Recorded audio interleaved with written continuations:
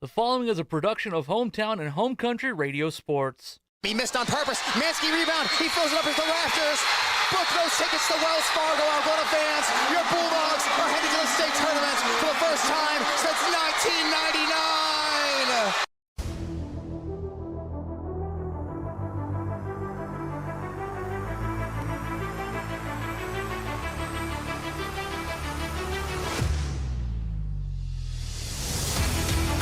Out to Kuhlman, open for three, lets it rip, yes! It goes down! It goes down for Hayden Kuhlman! 1 point game, Bulldogs are rallying! To the right to Van Otterloo, now McLaughlin, top of the key, rises for three, and she swishes it! Nothing can faze Lauren McLaughlin.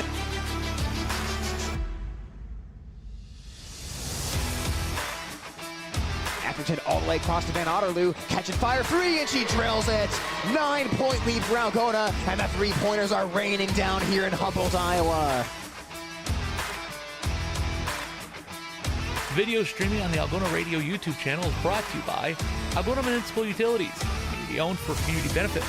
Kemna Auto Center, where it's not just about the car, it's about the care. Iowa State Bank, helping people succeed. PMC Advantage Insurance Services, having the advantage makes all the difference.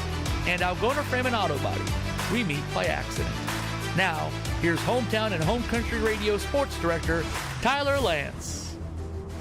The Algona Bulldogs are back to action tonight, looking for win number 9 in a row tonight. They take their show on the road to take on the St. Edmond Gales here in Fort Dodge, Iowa. The Bulldogs last week got pushed to the brink. 3 close games, 3 games decided by single digits, but most importantly, 3 wins for the now number 8 ranked in Class 3A Algona Bulldogs come into this matchup 13-3 overall. They take on a St. Edmond Gale team that's played some better basketball since winter break. They've won 4 out of their 7 games since winter break wrapped up. But tonight they face a big test against an Algona Bulldog team that rolled the first time these two teams matched up. 77-34, the Algona victory back on December 17th. A season-high point total for Algona, so the Bulldogs tonight once again look to get things clicking offensively just as they did on that evening and try to get off to a better start last night after a couple of scares last week and games that nearly got away. But like we said, 3 wins, all by single digits for the Bulldogs, and they just stay in the win column, having not lost a game in the calendar year 2025.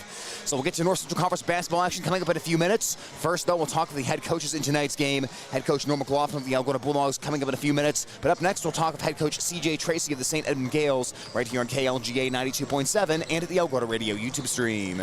High school sports on Hometown and Home Country Radio, brought to you by these fine sports club members. American Glass. For all your glass needs, think American. Farm Bureau Financial Agents Dave Beisch, Daniel Foth, and Michael Tull. Chemco Tires. They're all you need to know about tires and service. Wykert Realtors, the 515 Agency, a fresh approach to real estate. Grassmasters. Growing satisfied customers. Iowa Lakes Community College, your community, your college. Glenn's Green Thumb. From a small seed, something beautiful will grow. All bringing you this game on the radio.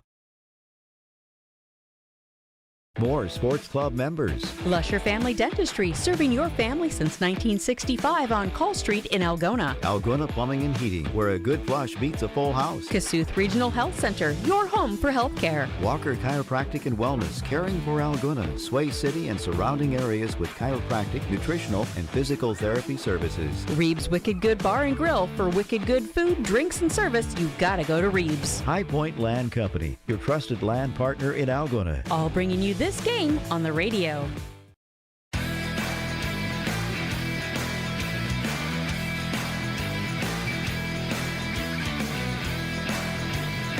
North Central Conference basketball is coming up on Hometown Radio KLGA's. The St. Edmond Gales take on the Algona Bulldogs. And right now we're joined by St. Edmond head coach CJ Tracy.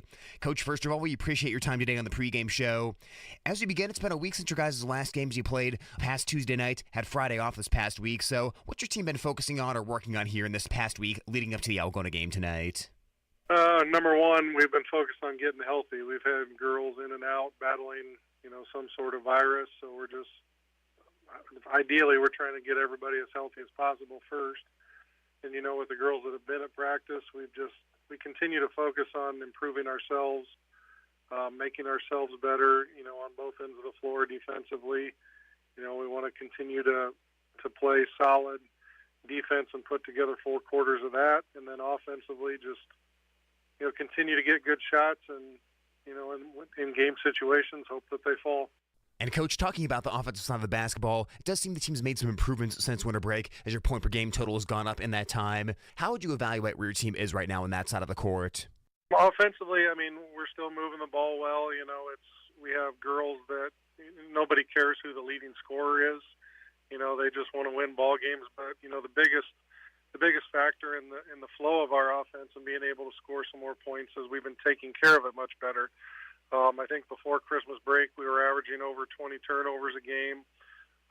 These last couple weeks, 2 or 3 weeks, we've only been averaging about 11 or 12 a game. So if we can continue to take care of the basketball, which is obviously going to allow us to get more shots up, that's what's helped our offensive output. So that's what we're going to continue to strive for as we close out the season.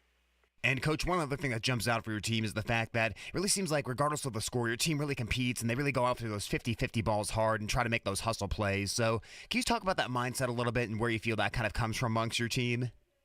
Well, with these girls, I have 2 basic rules for them. One, I want them to have fun. It's high school sports. You need to enjoy the experience. And the second rule is just give your best effort, play hard. If you're enjoying what you're doing and you're playing hard, good things will happen. You may win some, you may lose some, but at least in the end, you gave your best effort and gave it everything that you had. We're talking right now of St. Edmond head coach CJ Tracy. Coach, tonight it's a North Central Conference matchup against the Algona Bulldogs, who we saw once earlier this season. What stands out to you about Algona? Algona, Noel's done an excellent job up there. He's got a lot of girls that have played a lot of basketball. They're very solid, very disciplined in what they do. Which means we have to be as well if we want to be able to compete with them. They take care of the ball well. They shoot the ball well. They've got the two McLaughlin girls that are very good inside. So, we need to bring our A game and be ready to play. Coach, wrapping up the interview for today, what do you see as one or two of the biggest keys for St. Edmond tonight? It always comes down to turnovers for me. I think in the first game we played them, we had over 20 turnovers. So we just, they're very lengthy, very long. So we just have to do our best to take care of the basketball. Coach, we appreciate the time today and wish you best of luck in tonight's game. Well, thank you very much for having me. That was St. Edmond head coach CJ Tracy for his pregame thoughts. When we come back, we will talk about Algona Bulldog head coach Norman Golin on Hometown Radio KLGA and at the Algona Radio YouTube stream. Thank you to these sports club members bringing you this game on Hometown Home Country Radio. CB Grain Solutions, satisfaction guaranteed. Dump It, Kasuth County's local and reliable waste service provider for commercial and residential customers. Albert Electric, flip the switch to Albert Electric. Billy Offerman, your State Farm agent in Algona. Like a good neighbor, State Farm is there. Greg Penning and Company, certified public accountants where everyone counts. Daylight Donuts, open early with delicious donuts and great coffee. All bringing you this game on the radio.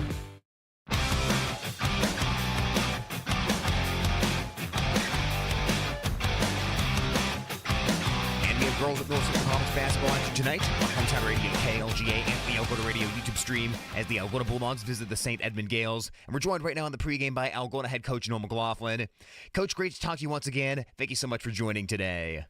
And thanks for having me, Tyler. As we begin, Coach, I want to flash back to last week because the Bulldogs got a big-time test, 3 very close games with a 3-point win over Clear Lake, a 3-point win over Pocahontas, and a 5-point win over Iowa Falls Alden, and battled through a couple of tests. So take me through last week. What were a couple of big trends or big takeaways you had from those 3 games where the Bulldogs really got a big-time test? Well, they were all 3 really, really tough games. Clear Lake matches up well with us. They've got nice inside game. They played great defense, and they were ready to go. They played really well against us and really had us down 15 with just over 4 minutes to go in the third quarter. I mean, double digits, 15-point deficit, and for our team to kind of stay the course and not panic, that fourth quarter, we had a big fourth quarter, and we're able to sneak one out, I guess you could say, but we were in some trouble there. And found a way. And then if you look at the Pocahontas, that's a very good Pocahontas team that's quicker than us, and we just did not match up well. And defensively, they come at you, but we were able to get a lead. I think we got it up to double digits in the third quarter as well, and they came back on us, but never really panicked again and held on. And then at Iowa Falls, tough place to play on the road. Iowa Falls has had some kids out. They got them all back for that game. They have a solid team and playing good basketball. Their freshman is playing really good right now, and we got up by 11 in the third quarter, and I think they hit 3 threes in a row and a three-point play, traditional play, and all of a sudden we found ourselves halfway through the fourth down 4 points and finish out with a 9-0 run. So all 3 good tests for us, but found a way to win in all 3. And, Coach, obviously every team needs to be tested at some point. I'm sure you would have liked maybe at least 1 or 2 blowouts in that week, but every team needs to find a way to get through those close games and find a way to manage those late-game situations. So, with that being said, what do you feel your team can gain from such an intensive week where you were thrown into a lot of those close situations and they had to battle through it? Well, I think, you're looking at the end of January, and these are teams that are capable. You look at, their wins and losses. They beat the teams that they're supposed to, and I would say they aren't ranked teams, but they're definitely capable of stepping on the court and beating you if they play well. And looking at their percentages, they all shot well. They all played well against us. And we're not a team that really just blows people out. We're very much a half-court team that's fundamentally solid and find ways to win. And really we've done a lot of that in the last 2 years. But really looking at, hey, step on the court and it's an instant, you're going to take a big lead, that's not really who we are. And so knowing that these teams are capable, but in the end, we talked about we could have lost all 3 of those games. We could have been 1 and 2, but we found a way to win all 3. And they were big tests for us, and different people stepped up and had different things. And so that's part of our process, too, of hey, on different nights when they take, Casey or Lauren or Hayden away, somebody else has to step up. And, Coach, you bring up a great point because basketball obviously is a game that is so predicated on confidence, and that's important to have that throughout the course of the season. But within that, you need different players who are confident and different players who are able to step up on a given night. You think back to last week, it was Hayden McLaughlin on Monday night scoring 15 points in the fourth quarter, or even the most recent game against Iowa Falls, it was Maya Lentz of a career high of 14 points and Lauren McLaughlin hitting a big 3 in the fourth quarter. So, point being, different people had to step up in key times to hit big shots. Where would you say your team's confidence is right now, especially as it pertains to just knowing that a new player might have to step up each night? Well, you mentioned some names there in Paige Smith. They really left her open at Iowa Falls, and she hit her first 2 threes of the night, 2 for 2 from the three-point line. And our players are very good players. They can shoot the ball, they can drive it, but the opposing team's always trying to make you do something different. They're going to take your strengths away, and that's where confidence does come in. And we need players like Maya, we need players like Paige to know that when their time is called, they got to be able to step up, and we have confidence in them. And now it's just making sure they get game-like experience where they can explore that confidence and go from there. We're talking right now with Algona Bulldog basketball coach Norman Golin. Coach, tonight North Central Conference play resumes as you guys make a road trip down to Fort Dodge to face the St. Edmond Gales, obviously a team that you saw earlier once this season. What stands out to you about St. Edmond, and what do you feel the biggest keys tonight for the Bulldogs are? Well, they I think at one point here about a week ago they won 3 or 4 in a row. So I think they've got up to 5 wins. So this is a program that continues to improve. Coach Tracy is doing a good job with them. They play extremely hard. They play man-to-man defense, and they keep coming at you. And they've got some athleticism, but they're definitely an improved team. All right, Coach. Well, we appreciate your time today on the pregame show and wish you best of luck in tonight's game. Thank you, Tyler. Algona head coach Norman Golin of his pregame interview. When we come back, tip-off between the Algona Bulldogs and St. Edmond Gales on Hometown Radio KLGA and at the Algona Radio YouTube live stream. High school sports on Hometown and Home Country Radio, brought to you by these fine sports club members. Signworks Inc. For all your signage needs and printed apparel, stop in or call 295-9544. New Way K&H Co-op, delivering exceptional value through knowledge and innovation. West Bend Ford, meeting your service, new and used vehicle needs. Tom Eischen Sales, your store in the country, carrying steel and Toro products and Green Mountain pellet grills. PMC Advantage Insurance Services, insuring our neighbors for over 80 years. All sponsors of this game broadcast.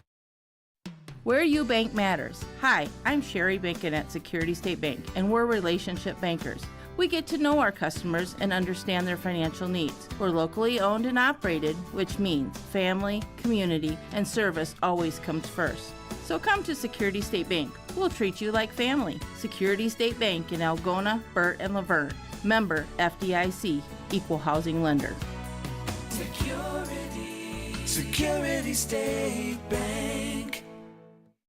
High school sports on Hometown and Home Country Radio, brought to you by these fine sports club members. AK's Chrome Kitchen. When you come in, your family. Farmers State Bank is proud to be part of our community. Offices in Algona, Whittemore, and West Bend. Stroman Dental, giving you something to smile about. Bill's Auto and Truck Repair. Service is the difference. Trend Salon, your complete family hair salon. It's all about you. Oak Crest Funeral Services, celebrating a life lived. All bringing you this game on Hometown and Home Country Radio. For over 40 years, Northwest Iowa Bone, Joint, and Sports Surgeons have maintained one mission: to provide excellence in orthopedic care.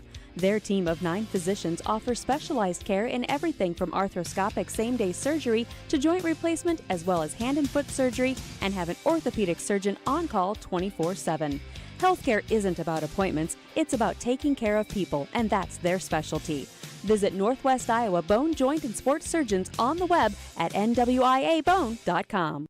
We've got more sports club members making this broadcast possible on Hometown and Home Country Radio. Algona Frame and Auto Body. We meet by accident. Water Connection, from softeners to bottled water and service. Call 295-SOFT. Algona Pizza Ranch. There's so much to love. Cotton Grave Farm Management and Land Realty, downtown Algona. Trusted for farmland service needs since 1960. Algona Livestock. Sales every Monday. Countryside Barbecue Sauce. 2 sauces for all seasons. All bringing you this broadcast on the radio. High school sports on Hometown and Home Country Radio, brought to you by these fine sports club members. Central Financial Group, where you belong. Down to Earth Tree Service, your local Algona Tree Service. Styles Salon, your salon in Algona. Create yourself. Farm and Home Services. View their listings at farmhomeservices.com. Holmes Animal Clinic, animals large and small. They love them all. Dance Connection and Tumbling by Michelle. Passionate about teaching, creative about dance. Visit their studio or danceconnectionbymichelle.com. All bringing you this ball game. We've got more sports club members making this broadcast possible on Hometown and Home Country Radio. TAFE Wellness Center in Algona and Armstrong, keeping athletes in the game with chiropractic care. Take charge of your health. Lichter's Garage Door Service and new installations. A reputation you can trust. Call 515-295-5988. Ed Service Station. Service you can trust. J&J Custom Meats, continuing the traditions in Whittemore. Ulrich Construction. Let them do the work. Sports Club members bringing you this game. Thank you to these sports club members bringing you this game on Hometown and Home Country Radio. Good Samaritan Society, Algona's senior housing and services rooted in God's love. Feed Mill Coffee Company, Algona's locally owned coffee shop. Tangle Salon for all your cuts, colors, hair extensions, and massage therapy needs. Schindler Lawn Care and Landscaping, 515-320-3840. All bringing you this ball game.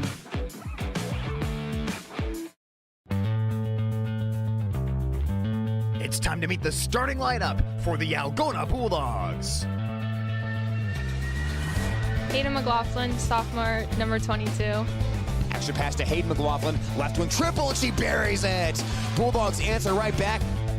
Hayden Coleman, sophomore, number 2. Coleman, the answer, yes! Hayden Coleman from downtown. Paige Schmidt, senior, number 10. Passes away from the double team in the corner to Schmidt. Passes up the shot, she'll drive in, got all the way to the rack and scored it. Casey Van Otterloo, senior, number 14. No look pass to Van Otterloo, right wing free, and she swished it! Casey Van Otterloo is unconscious tonight. Lauren McLaughlin, senior, number 40.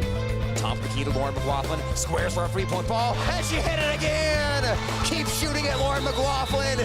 Tip-off of your game is coming up next on Hometown and Home Country Radio. The Algona Bulldogs starters for tonight's game under head coach Norman Golin. Bulldogs with a 13-3 overall record. Meanwhile, for the 5-8 St. Edmond Gales, it'll be the 5'6 junior Anna Larson, the 5'5 senior Peyton Bradley, 5'6 sophomore Chloe Palmer, 5'7 senior Josie Harvey, and 5'4 sophomore Sophia Schlens. Algona in the black road uniforms, red Algona on the front, red numerals on the front and back outlined in white, and the red trim down the side of the uniforms. St. Edmond in the home white, the green Gales on the front, green numerals on the front and back, and the green trim down the sides and the shoulders of the uniform. Algona 8-0 overall in North Central Conference play. St. Edmond 1-6 in the conference. As heading to midcourt, the 6'2" senior and Wartburg commit Lauren McLaughlin. She'll go up against Anna Larson, the 5'6" junior in the jump circle. Algona and St. Edmond for the second time this season as the Bulldogs make their way for the NCC once again. Ball's in there at midcourt. McLaughlin taps it sideways, almost hit it all the way out of bounds, but Schmidt able to collect it for Algona as the Bulldogs head right to left on the radio dial. Van Otterloo wide open on the right wing. 3-point ball is no good as the Gales missed an assignment there defensively, but they get away with it as Harvey comes out for the rebound. Bounce pass across half court as Palmer brings it into the front court. St. Edmond number 6 out of 7 teams in the NCC in offense this year, 40.2 points per game. Bulldogs number 2 in defense, only allowing 41.6. Down the right corner for St. Edmond, working the dribble, it's Palmer. Palmer into the paint, deals outside to a catch-shoot free by Bradley. Bradley's free, swirls out of the cup, ball tapped out of bounds. That's touched by Schmidt for Algona as St. Edmond will keep it. And once again, it's Anna Larson almost in there for the rebound for the Gales. Couple of early opportunities from outside the arc, neither one gone down. Peyton Bradley on the right wing for St. Edmond gets it left wing to Larson, who averages 4.9 points per game, but 11.8 rebounds to lead the conference. Watch number 4 for St. Edmond if you're watching on the video stream because she'll be in on just about every rebound tonight. Harvey on the right side wing for the Gales. Bulldogs out playing man-to-man defense. Now it's Bradley on the right side, lets it fly for a 3-point look, and that ball settles on the rim and drops through. Tossed a medicine ball up there that happened to go down, and it's 3-0 St. Edmond. Gales jump on top of Algona first as Coleman gets the bucket on the dribble penetration and she scores. Coleman with that lightning quick step down the lane. A 10-point per game score for Algona and gets the scoring started here tonight as the Bulldogs play full court pressure on St. Edmond. Bounce pass towards Larson.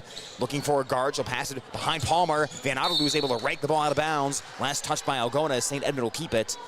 2 seconds to get it across half court here as the shot clock down to 27. Down beneath us is Palmer, the sophomore. Palmer looking, bouncing into Larson. Larson is going to run out of time here very soon. She'll bounce it up ahead, but they just got it across. Here comes Palmer. Palmer backs up outside, beyond the perimeter of 6.5 minutes on the clock. Down towards the right side, and there's going to be a foul whistled. A push called as looked like that was Coleman trying to work away through traffic, picking up the first foul for Algona tonight. Or check that, they'll get an offensive foul, moving screen on Larson. Yep. They're pointing in that direction as Coleman and Larson got tied up that time, so give St. Edmond their first foul. 3-2 Gales right now as the Bulldogs have the ball. Algona just under 54 points per game so far this season. 8 wins in a row for Algona and a 13-3 overall record as Schmidt has the ball in the right corner. Had double-digit scoring against Iowa Falls Alden on Friday night in that Bulldog comeback win. Here's Coleman on another drive. Wide angle on the left-handed layup, no. And the rebound uncontested in the lane by Peyton Bradley for St. Edmond. 3-2 Gales, quarter number 1. Here in Fort Dodge, Iowa, as Palmer's across half court, averaging 9.2 per game for the Gales, scoring-wise. Larson comes around towards Schlens. Schlens uncorks a tray, off the back of the cup, fight for a rebound. Larson taps it, but it's into the hands of Hayden McLaughlin for Algona, and the Gales go one and done. Coleman out to Lauren McLaughlin, under the bucket, lays it up and in. Nice transition bucket for Algona, getting the ball down in a hurry. First lead for Algona tonight as the Bulldogs go on top 4-3. And now the full court pressure. McLaughlin the poke away, but Palmer tracks the ball down for St. Edmond, trying to tight rope the sidelines as she stepped out. Yeah, forced her out of bounds there, trying to get out of the double team, dribbled out of bounds. That's one thing that Coach Tracy was worried about was turnovers, and the Bulldogs going after them with that full court press. Have a couple already. Gales do average about 18 turnovers per game this season. That number is a little bit down since the first half of the season, as the Bulldogs really had a big turnover edge first time these two teams matched up in that 77-34 Bulldog victory. As there's a whistle and a 3-second call against Algona, Bulldogs give the ball back with 5:22 on the clock. Well, you mentioned Coach Tracy, and unfortunately for St. Edmond, they'll be without Coach Tracy here tonight. Picked up a double technical foul in that St. Edmond most recent game against Iowa Falls Alden, and serving a 1-game suspension tonight as Sean Neverman is now serving as the head coach for tonight's matchup. Driving inside is Palmer. Palmer had that ball peeled away, and she shuffled the shoes. A turnover on the travel. Great defense that time by Casey Van Otterloo. Yeah, Casey just slid it in that driving lane and gave her room, but got her off balance a little bit. She hopped in between dribbles. Coleman will walk the ball across half court for Algona. Algona 23-8 against St. Edmond, dating back to 2006. Bulldogs have won the last 18 renditions in this series, as St. Edmond last beat Algona December 16th of 2014. Schmidt at the foul line, deals up to Coleman. Head fakes one way, now backs up into the left corner. Coleman around the arc towards the right, deals for Van Otterloo on the wing with 14 on the shot clock. Hands the ball off to Hayden McLaughlin. Eyes the bucket, dribbles across the foul line, pump fakes left and lobs it over to Coleman on the wing. With 7 seconds, Coleman down the paint. Coleman right-hander, no. Rebound is boxed out for and taken by Schlens. Good defense that time by St. Ed's. Here's the sprint the other way by Palmer. Palmer foul line jumper, and that one deadens off the rim and drops through. The second rubber rim jumper for St. Edmond tonight. 5-4 Gales. Now Kuhlman for Algona at the controls. The Bulldog sophomore leading the NCC in assists. Comes over to the right to Hayden McLaughlin. Finds Van Otterloo on the wing. Dribbles across the foul line and shovels to Schmidt. Schmidt one step inside the perimeter and gives it up to Kuhlman. Kuhlman trying to get downhill into the lane. Kicks it out to Lauren McLaughlin. McLaughlin working her way inside. Right-hander off glass. And that one's going to go down. 6-5 Algona. Well, Kuhlman that time had an open drive to the bucket, passed it out to Lauren McLaughlin, but the Bulldogs senior dribbled their way in for the points. St. Edmond this time gets across the half court, or gets across the full court press of the Bulldogs. It's Palmer in the full court right now. Lauren McLaughlin, by the way, 979 career points, rapidly approaching 1,000 for Algona. St. Edmond will feed Palmer in the lane. Palmer right-hander off glass, and she scores. That was pretty. Nice cut to the basket, nice lead pass. 7-6 St. Edmond. Schmidt works the baseline under the bucket, whips it out to Lauren McLaughlin, top of the arc, three-point, boom, and that's a beauty. Three-pointer, nothing but net, 9-7 Algona. Nice inside-outside action there by Algona. Get down the baseline, left Lauren all alone outside the arc. I believe it's already 5 lead changes so far in this game. 3:20 left in the first quarter, 9-7 Algona. After St. Edmond, they've come out with some energy so far tonight, as you'd expect them to. Even in that loss against Algona back in December, they play with a ton of juice. Here's Schlens on the right side block. She'll kick it out top of the arc to Bradley. Passes towards the left, and it's thrown into the referee out of bounds. She saw white, but that was not a white Gale jersey. That was the official standing along the sideline. Gales will call to their bench for the first time tonight, as will the Bulldogs. Bella Jo Dunning, Maya Lentz, and Taylor Van Otterloo come into the ballgame for Algona. Hayden Kuhlman and Laura McLaughlin remain on the floor to join them. St. Edmond, meanwhile, has brought the 5'7" sophomore Abby Huss into the ball game. As it's Kuhlman top of the arc. Guarded by Palmer. She'll lob it on to the elbow to Dunning. Dunning pass underneath. Intercepted by Harvey for St. Edmond. Gales come the other direction. Harvey looking into the lane to Larson. Larson bounce pass to the cutting Bradley, and it's out of her range and out of bounds as she couldn't control the pass. Yeah, I had the right idea there again, but the bounce pass just a little bit too aggressive, and she's unable to come up with it. St. Ed's, as you mentioned, plays with lots of energy. They play hard both ends of the court. And they played mainly man-to-man defense so far tonight against Algona, something the Bulldogs haven't seen a ton of so far this season. As Kuhlman passes corner to Taylor Van Otterloo, takes one dribble, feeds Dunning in the post, got deep inside, and she scored. 11-7 Algona as Dunning continues to do a masterful job of positioning down in the low post area. Larson bounce pass up ahead to Harvey. They get across the low gut half court. Pass down to Bradley's a bit too tall and out of bounds. Gales got a little sped up that time on the press break, and they threw it away. Yeah, exactly that. That's what can happen against the press sometimes, and that's the purpose of the press lots of times, just to get the other team to speed up, get a little bit out of control. Kuhlman for Algona has the ball right now. Kuhlman had 12 points and 7 assists last time these teams matched up. McLaughlin gives right back to Kuhlman. Driving in, got to the rack, drew the foul. 2 free throws coming here for Hayden Kuhlman with 2:07 left in the first. Should be opportunities tonight for Hayden Kuhlman to drive the ball because as long as they stay in that man-to-man defense, she's had the quickness to get there. Bulldogs have so many options on offense, and they're the kind of team that can do well against zone and man. They're not really limited as Kuhlman knocks down the free throw to make it 12-7. Bulldogs are just so good at manipulating the opposing defense as Hayden McLaughlin replaces Lauren McLaughlin in the Algona lineup. And you're looking for another balanced night if you're Algona tonight. That's the kind of thing that's going to be a key in this one. Last time these teams matched up, all 5 Algona starters scored at least 9. So you want everyone to get fed tonight and get a lot of opportunities as Kuhlman splits the free throws. Larson rebounded and almost traveled there, but may have gotten away with one. As the Gales have the ball across half court, Bradley uncorks the left wing tray, tried to bank it in there. It's off glass. Rebound is tracked down by Kuhlman up again on the perimeter. Stumbles a little bit, but maintains her footing. Takes it right down the heart of the defense, got to the glass and scored it. Boy, Kuhlman gets credit end to end on that one. Good hustle to get that rebound and then took it all the way in for the layup. 14-7 Algona. There is a bump as Palmer was coming across half court. She tried to jump and pass and got a little dislodged that time by the Bulldog defense. Algona picking up their foul with that one going against Maya Lentz. Paige Schmidt, Casey Van Otterloo back in the ball game for Algona. Maya Lentz will stay in. It'll be Hayden Kuhlman heading to the bench alongside Taylor Van Otterloo.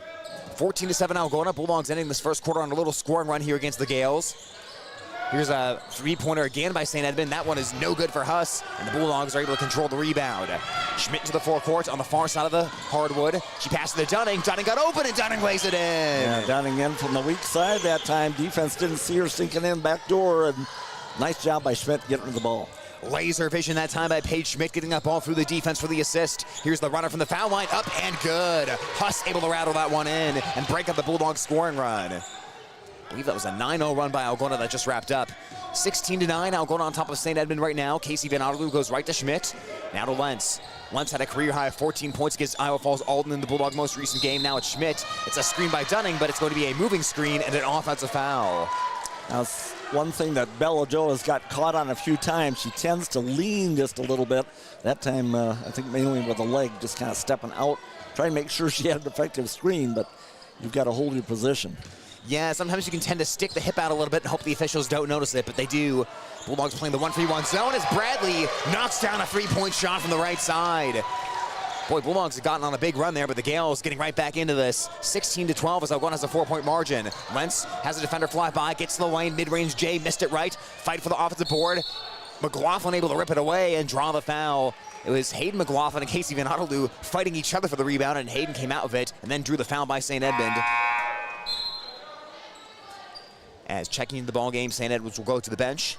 Maggie Flaherty in. As Huss will go to the pine. Lentz will sit down for Algona as Lauren McLaughlin back in. Schmidt from the far side baseline gets it into Hayden McLaughlin on the wing. She'll start to dribble, she'll head down the lane, she'll work towards the right, she puts it off the glass and she draws the foul.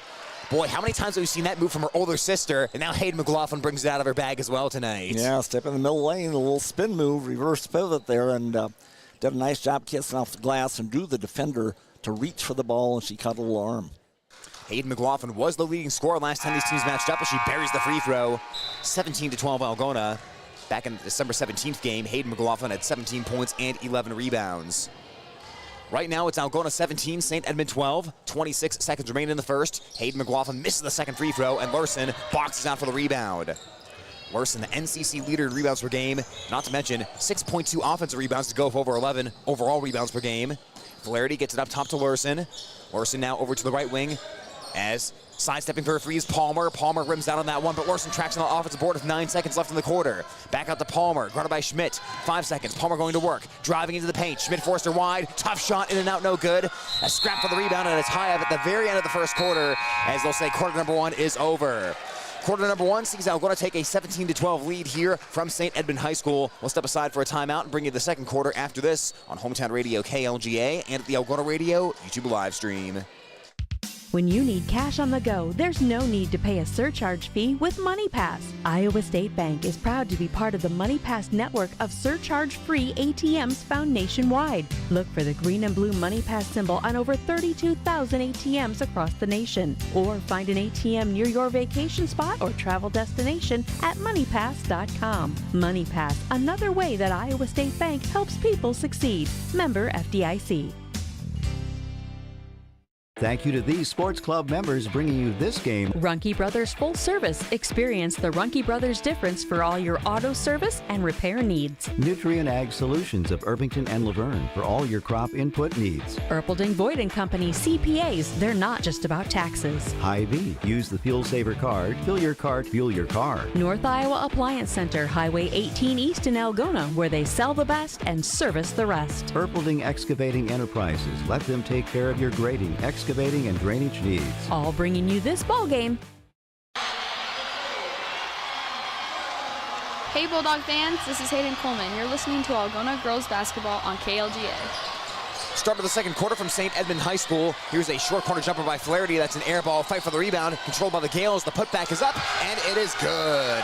That is Ava Bradley making it a 17-14 game. Algona in the lead right now, but this scrappy Gales team has played a competitive start to this one. Coleman into the corner, she'll find Schmidt. Up top to Casey Van Otterloo, lets it fly for three, and that ball rims out. Ball gets punched to the outside and taken by Schmidt off of 2 deflections. Bulldogs control offensive board. Here's Coleman make that McLaughlin into the lane. Lauren McLaughlin, top of the arc, missed the free ball left, and Bradley will let that one skip out of bounds and go back to St. Edmond. So far, 6 points by Peyton Bradley for St. Edmond to lead the way. 7 points by Lauren McLaughlin to lead Algona. Bulldogs 17, Gales 14 here in quarter number 2. As top of the arc, it's Palmer right now, the St. Edmond sophomore, and we have an inadvertent buzzer right there. So we are going to stop play here and reset. Shot clock is not moving, so I don't know what... I think they may not have reset that after Algona's last shot. I think it ran down to 0 and set the buzzer off, but We'll have to get that shot clock with at least a couple seconds off here for the St. Edmond possession. But in any case, right now, 17-14, Bulldogs will be able to set up here defensively. They came out initially playing man-to-man, but then switched to that 1-3-1 zone that Coach McLaughlin and the Bulldogs have become quite fond of here in the recent games out of winter break. And we're going to have a timeout here on the floor while they figure that out with the shot clock. So Bulldogs 17, Gales 14 here on Hometown Radio KLGA and at the Algona Radio YouTube stream. And right now, a key time in the season, Greg. Bulldogs, of course, have won 8 games in a row, and they've moved into the top 8 in the rankings in Class 3A. Why is that significant? If you're in the top 8, you potentially have a home postseason path to Wells Fargo Arena of games at home. Last year, the Bulldogs were outside the top 8. They had to go on the road to Des Moines Christian. This year, you keep winning, you stay in the top 8, and you have your whole postseason laid out in front of you at home, which is why every single night going forward here is going to be important. Yeah, it really is, because the Bulldogs are right on the edge of that top 8, so you got to keep winning, and you got to watch out for games like tonight when you're playing a team that on paper you should beat. St. Ed's has not won that many games, but they play with a lot of energy. They've hit a couple of 3-point shots here tonight, and good hustle by the Gales, got a couple offensive boards, so you really got to keep the effort up each and every night. An offensive board, certainly a storyline in this game. Last time these teams matched up, St. Edmond had 14 offensive rebounds. Algona had 18 offensive boards, so both teams making a huge effort to control the glass. They have changed the shot clock here and moved it down to 27 seconds with 7:13 on the game clock. Algona up 17-14 over St. Edmond. Ball's inbounded to Harvey, who will give it right back towards Palmer. And we are rolling here. St. Edmond moving right to left on the radio dial. Palmer working her way beyond the perimeter right side. She's double teamed. They try to trap her. Ball squirts out of bounds. Last touch by Algona with 17 on the shot clock. It'll be Palmer to trigger the inbounds play from the baseline near side of the court. Palmer looks. Nothing open in the lane. She'll bounce past to Harvey. Pivots on the block. And shot got blocked, but also a foul as Harvey will trek to the line and shoot 2 free throws. Now they're going to say that Hayden McLaughlin, I believe, just moved into her on that shot. Otherwise, it appeared as though she might have blocked the shot with her elbow. As the player spun around there, Harvey spun around pretty low with the shot. Harvey, a 53% foul shooter, knocks down the first one. 2-point margin right now, 17-15 Algona. As Schlenz checks back into the ballgame, Cheryl plays Flaherty for the Gales. 1 minute gone here in the second quarter. Shooting free throws, not something St. Edmond did a whole lot when these teams matched up last time. Bulldogs took 18 free throw attempts as they made 14 of them. St. Edmond just took 2 free throws in that game, so they've already matched their free throw total from last time these teams matched up. 17-16 right now, Algona on top of St. Edmond. On the left elbow, it's Hayden McLaughlin, finds Kuhlman on the wing, right side. Lobs it near side to Van Otterloo, who brings it back to the center of the court. Whips the pass near side to Schmidt. Looking inside, now back out to the top of the arc to Kuhlman. Kuhlman of 16 on the shot clock. Feeds McLaughlin in the lane. She escaped from the defense and she scored. Yeah, Larson really pressuring her on defense there, trying to deny the ball, and Lauren managed to step around and then have an open lane to the basket. Yeah, Larson was making an all-out effort to keep the ball out of the hands of Lauren McLaughlin, but now 9 points by the Bulldog senior. Here's Harvey right side working against Hayden McLaughlin. Took her all the way to the bucket, but McLaughlin erased the shot. Now Kuhlman runs the other direction. Stomps to the top of the arc, shovels to Lauren McLaughlin. Runs in, wide open lane, but missed the layup. A rare miss by Lauren McLaughlin. A tough one there. And then Bradley throws the ball away. Kuhlman to the bucket. Kuhlman scores. Couple of mistakes there by St. Edmond. They've been rushed a couple of times by this Bulldog team tonight and thrown a couple of errant passes that have led to turnovers. As Palmer tries to keep the ball in the middle of the court, gives to Larson, now right back to Palmer. Palmer on the left side in front of the Bulldog bench, brings the ball back to the middle of the court, gets the screen by Larson, now onto the wing to Harvey. 21-16 Algona, ball to the right corner to Bradley, lets it fly, free ball way short, offensive board Palmer, Palmer put back, and that ball sits on the rim and drops through. Gales have gotten some nice rubber rims down their side of the court tonight. Casey Van Otterloo with the ball for Algona, now it's Kuhlman. Across the foul line finds Lauren McLaughlin, who averages just under 10 per game so far this season, being pestered by Larson up top. Larson talking and playing aggressive energy on defense. Here's Kuhlman, one step right of center, gets it over to Van Otterloo, now rotates left corner to Schmidt. Down into the block to Lauren McLaughlin. Out to her sister Hayden, lets it fly. Free ball a little bit too strong, and there for the rebound is Schlenz. Bounce pass towards Palmer. Palmer racing into the forecourt. Palmer is going to take it right down Main Street. She'll draw the foul with 5:05 left in the second quarter. Palmer will be shooting 2 free throws. That was a nice aggressive move by Palmer. She had room to go down the lane, and she went in there hard. Got the last second foul called on Van Otterloo on the reach in. Her first personal is Palmer will shoot a couple of free throws. Palmer just 44% from the line this season. St. Edmond as a team has really struggled at the charity stripe as that free throw's in and out no good. They are last in the NCC as a team just shooting 46% on foul shots. It'll be Huss checking back in for St. Edmond. As Bulldogs will answer, they'll bring in Emma Spear for the first time today. Maya Lentz and Gabby Van Tiger all coming in. Lauren McLaughlin, Casey Van Otterloo, and Hayden McLaughlin all go to the Pine. With 5:05 left in the second quarter, and Algona having a little company early in this game, up 21-18 against the Gales. Second free throw is good, and that'll make it 21-19 as there's a split at the foul line for Harvey. 2-point Bulldog advantage. Coleman, foul line extended to the right side. Finds Dunning, fakes the three. She'll drive downhill. She jump stops. She puts it up, and she puts it in with a soft touch. Yeah, exactly that. She put it up softly. It bounced off the rim and fell through. 6 points by Dunning. Now Harvey weaving into the forecourt, trying to shovel that ball off, and she got fouled before she could make the pass. Bulldogs starting to pick up a few fouls here. That was their third foul of the second quarter. And that one will be number 2 against Bella Jo Dunning. Coach McLaughlin kind of experimenting with a different lineup here. Defensively, probably a little bit more quickness on the floor right now, match up against St. Ed's Energy. They've gone back to a man-to-man. Here's a left wing three by Schlenz. Clangs off the glass, no good. And the rebound vacuumed in by Gabby Van Tiger. Gets it across as Spear bounces the pass into Dunning. She's in the post again. She fades back. That shot won't go. Fight for the rebound, and Van Tiger's able to force the tie-up. She and Larson both had their claws on that ball. The possession arrow is towards Algona. Yeah, nice job of getting in there and fighting for that one because so far, really, St. Ed's has had the advantage on the boards due to really great hustle in there. This Gale team is number 1 in the North Central in both overall rebounding and offensive rebounding. They're grabbing 14 offense boards per game, and they don't have a ton of height, so really a lot of that is just hustle and scrappiness getting after these basketballs. Just energy. And we got a mix up here on possession. They're giving it to... Yeah, they gave it to St. Ed's there. They almost got away with it, too. But Coach McLaughlin, you can hear his voice from up here saying that's Algona's ball. Bulldogs line up 4 across along the baseline for this inbound. Gabby Van Tiger lobs it into Maya Lentz. Lentz shakes the defender, stomps for a jumper, left it short. Van Tiger off the board again. And she'll get it out to Coleman, but the pass is intercepted by Palmer. 2-on-1, Palmer runs the floor, takes it in herself, stops for the jumper, and knocks it down over Lentz. 23-21. What a first 12 minutes by St. Edmond. Half-court pass by Coleman down to Dunning is out of her hands and out of bounds. Bulldogs cough it up. Yeah, it was the right idea again. Just led her perhaps a little bit too far, but Dunning unable to control it. Came down on the line. Gales have a chance to tie the ball game up here. Yeah, and the longer you stay in this game, the more you start to believe if you're St. Edmond. Again, this was a 77-34 blowout last time these teams matched up, but this Gale team much improved since winter break. Larson tries to get the pass to Bradley. There's a scrap for the rebound along the near side of the court as McLaughlin goes tumbling out of bounds. St. Edmond will keep the basketball. But Gales before winter break, they went 1-5. Since winter break, 4-3. They actually had 3 wins in a row before a competitive loss to Iowa Falls Alden 1 week ago. Here's Bradley getting the pass into the right corner. Huss works the dribble. Huss barrels into Spear, and Huss shuffle the shoes. Spear backed up 1 step there. Huss was anticipating contact a little earlier that time and got thrown off balance when Spear backed up a step. Yep. Cut off the driving lane she had going in from the side there. Taylor Van Otterloo into the ball game. Maya Lentz to the bench. A ton of different early lineup combinations here for head coach Norman Golin, as he referenced a couple of minutes ago. Here's Coleman coming across half court for Algona. The 13-3 Bulldogs having some trouble shaking the Gales early in this one. Here's Taylor Van Otterloo launching the 3. It rims out. McLaughlin tapped the rebound briefly, but Larson's able to pick it out of the sky. And Palmer has the ball now for St. Edmond.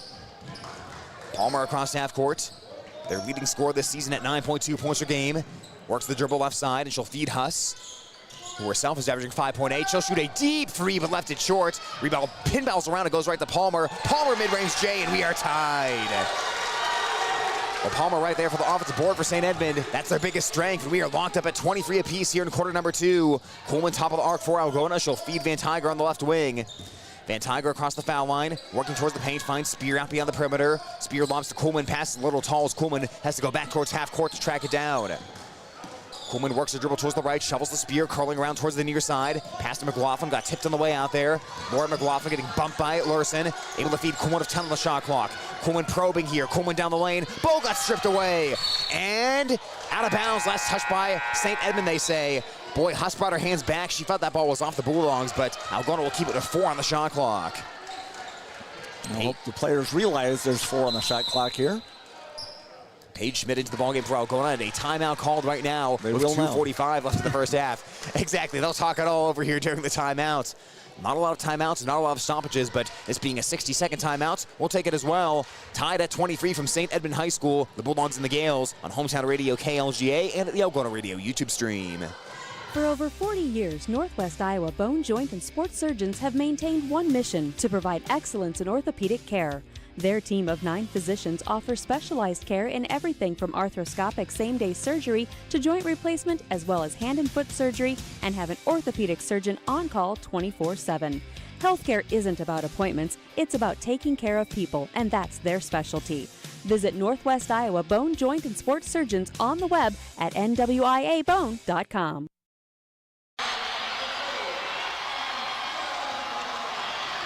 Hey Bulldog fans, this is Hayden McLaughlin. You're listening to Algona Girls Basketball on KLGA.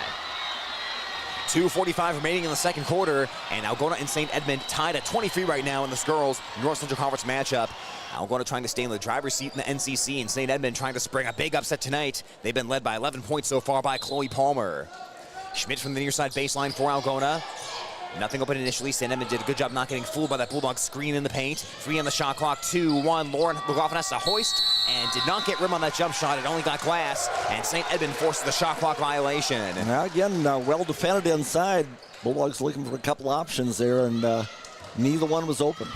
This Gale team on average has given up 15.5 points per game, holding the Bulldogs so far to 23 in the first half. As Palmer gets it to Huss on the wing. Has the 6'2" Lauren McLaughlin in her face. Huss dribbling her way in. Tough shot, missed just about everything, but it went right to the hands of Palmer. Palmer powers it up and in, and the Gales have the lead. I tell you what, Palmer has made a living off of putbacks, hasn't she? Palmer, 6.6 rebounds per game this season. Van Otterloo free ball way short, and rebound tapped around and taken by Larson for St. Edmond. The state medalist in the 800-meter run for the Gales gets the ball up ahead to Harvey with 2:05 left in the first half. Gales trying to go up by 2 possessions now. Larson on the right elbow, pivots around, swatting at the ball. Taylor Van Otterloo as Larson comes outside to Huss. Now down to the right corner to Harvey. Harvey drives baseline. She spins, kicks it into the corner. Huss launches the three, off the back iron, no good. Tapped around right to Larson, under the bucket. Layup no good. She tried to adjust to the right, and that was a tough shot. But boy, all the loose balls, they're going right to St. Edmond here tonight. Van Otterloo top of the key to McLaughlin. Lauren lets it rip, and it's in and out and then back in. Oh, what a shot. 26-25 Algona. Yeah, breaks a streak of 5 straight misses from outside the arc for Algona. Lauren McLaughlin now double figures of 12 points. She's shot 31% on free balls so far this season. Bulldogs up by 1 as Huss let that ball roll away, and Lauren McLaughlin picked it up. Outlets down the floor to Hayden McLaughlin. Makes a great catch, powers inside, and draws the foul. How about that sister-on-sister connection from about 3/4 the length of the court? Yeah, absolutely a nice job by Lauren on defense down there in the far end. Tapped the ball away and then beat the Gale to the corner to get the ball. Spotted her sister and a little bit deep for the shot attempt, but she got the foul. And the first free throw crawls up the front of the rim and drops through, and it's a 2-point Algona lead, 27-25. Olivia Andrew, the 5'7" freshman, in for the first time tonight for St. Edmond, as Huss will head back to the Pine with 1:14 remaining in the first half. Second free throw, Hayden McLaughlin, and that one is down the drain as well. 3-point Bulldog advantage. Now St. Edmond trying to answer right back. They've had a lot of responses so far tonight. Bradley gives it right back to Palmer, guarded by Taylor Van Otterloo. Now down to the right corner to Bradley. 1:02 left in the first half. At the foul line, it's Larson. Larson at the elbow now, right side. Waiting for Bradley to curl around to the right. Bradley guarded by Van Otterloo. Slings the pass left side towards Harvey. Penetrating towards the lane. Bounce the pass towards Andrew, and it is out of bounds back to Algona. Andrew trying to shield off her defender that time and be open under the bucket, but that pass out of her reach, and the Bulldogs have it. 47 on the game clock, now 34 on the shot clock. 13-second difference. Taylor Van Otterloo at the point right now. The screen on the right side for the Bulldogs. Now it's Schmidt. Finds Lauren McLaughlin left corner. Arcs up the 3, and she hits it again! Lauren McLaughlin from the left corner, a big first half with 15 points, and now it's a 31-25 Bulldog lead. Shot clock is off right now for St. Edmond as Palmer dribbles up top. Palmer drifting towards the right, Taylor Van Otterloo in front of her in man-to-man defense. Now 18 on the game clock. Harvey's got a hoist early, and she missed that three-pointer left. That was a very early shot, and Taylor Van Otterloo has the rebound. Bulldogs have another chance. Van Otterloo up the floor. Taylor Van Otterloo take it Down the lane, off the glass, missed a shot though, and Bradley out the rebound. 4 seconds, 3 seconds, half-court heave for Bradley, and it's almost good. That got a lot of rim there at the very end of the first half, but didn't go down. A chaotic final minute, and Algona pulls ahead 31-25. Bulldogs missed a golden opportunity in transition, but St. Edmond missed that half-court heave that nearly went down. What a first half that was. A lot of energy on both sides, and a 6-point game at the break, right here on Hometown Radio KLGA and at the Algona Radio YouTube live stream. High school sports on Hometown and Home Country Radio, brought to you by these fine sports club members. American Glass. For all your glass needs, think American. Farm Bureau Financial Agents Dave Beisch, Daniel Foth, and Michael Tull. Chemco Tires. They're all you need to know about tires and service. Wykert Realtors, the 515 Agency, a fresh approach to real estate. Grassmasters. Growing satisfied customers. Iowa Lakes Community College, your community, your college. Glenn's Green Thumb. From a small seed, something beautiful will grow. All bringing you this game on the radio. Where you bank matters. Hi, I'm Sherry Bacon at Security State Bank, and we're relationship bankers. We get to know our customers and understand their financial needs. We're locally owned and operated, which means family, community, and service always comes first. So come to Security State Bank. We'll treat you like family. Security State Bank in Algona, Burt, and Laverne. Member FDIC, Equal Housing Lender. Security State Bank. Thank you to these sports club members bringing you this game. Runkey Brothers Full Service. Experience the Runkey Brothers difference for all your auto service and repair needs. Nutrient Ag Solutions of Irvington and Laverne for all your crop input needs. Erpelding Voigt and Company CPAs. They're not just about taxes. Hy-Vee. Use the Fuel Saver card. Fill your cart, fuel your car. North Iowa Appliance Center, Highway 18 East in Algona, where they sell the best and service the rest. Erpelding Excavating Enterprises. Let them take care of your grading, excavating, and drainage needs. All bringing you this ball game. For over 40 years, Northwest Iowa bone, joint, and sports surgeons have maintained one mission: to provide excellence in orthopedic care. Their team of 9 physicians offers specialized care in everything from arthroscopic same-day surgery to joint replacement, as well as hand and foot surgery, and have an orthopedic surgeon on call 24/7. Healthcare isn't about appointments, it's about taking care of people, and that's their specialty. Visit Northwest Iowa Bone, Joint, and Sports Surgeons on the web at nwiabone.com. High school sports on Hometown and Home Country Radio, brought to you by these fine sports club members. AK's Chrome Kitchen. When you come in, your family. Farmers State Bank is proud to be part of our community. Offices in Algona, Whittemore, and West Bend. Stroman Dental, giving you something to smile about. Bill's Auto and Truck Repair. Service is the difference. Trend Salon, your complete family hair salon. It's all about you. Oak Crest Funeral Services, celebrating a life lived. All bringing you this game on Hometown and Home Country Radio.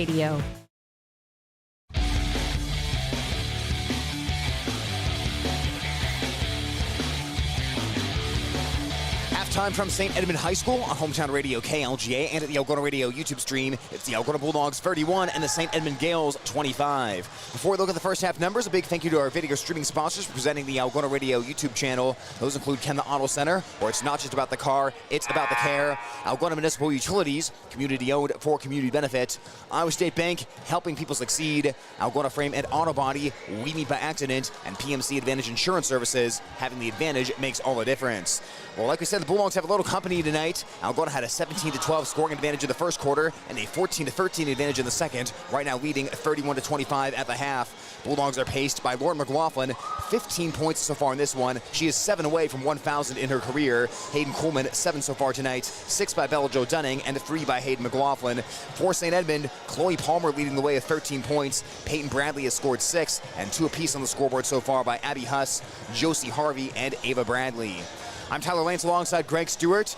Greg, this is a night where St. Edmond could have come in and said, well, we're playing a Bulldog team that blew us out the first time around. We don't have our head coach. He's serving a 1-game suspension due to a double technical foul in their most recent game, and this is just a Bulldog team that has a better record than us on paper, so we're just going to roll over tonight. That has not been the case. This has been a spirited effort by St. Edmond in this ball game. They are giving Algona all they can handle so far for the first 16 minutes in this one. Yeah, they definitely are playing really hard on both ends of the court, making use of their quickness. They've really got good quickness in their lineup, and the big thing, I think, offensive boards here. I've got them marked down here in the first half. with 6 offensive boards on missed shots, and I believe 5 out of the 6 they scored on. They converted, and a lot of that has been Palmer, and that has really kept them in the ball game here. They hit a couple of threes there in the first quarter that helped, but their energy is really paying off. I think if Algona can clean up that offensive glass issue, they can probably get a little bit more of a spread here in the second half. For the Bulldogs, they're late.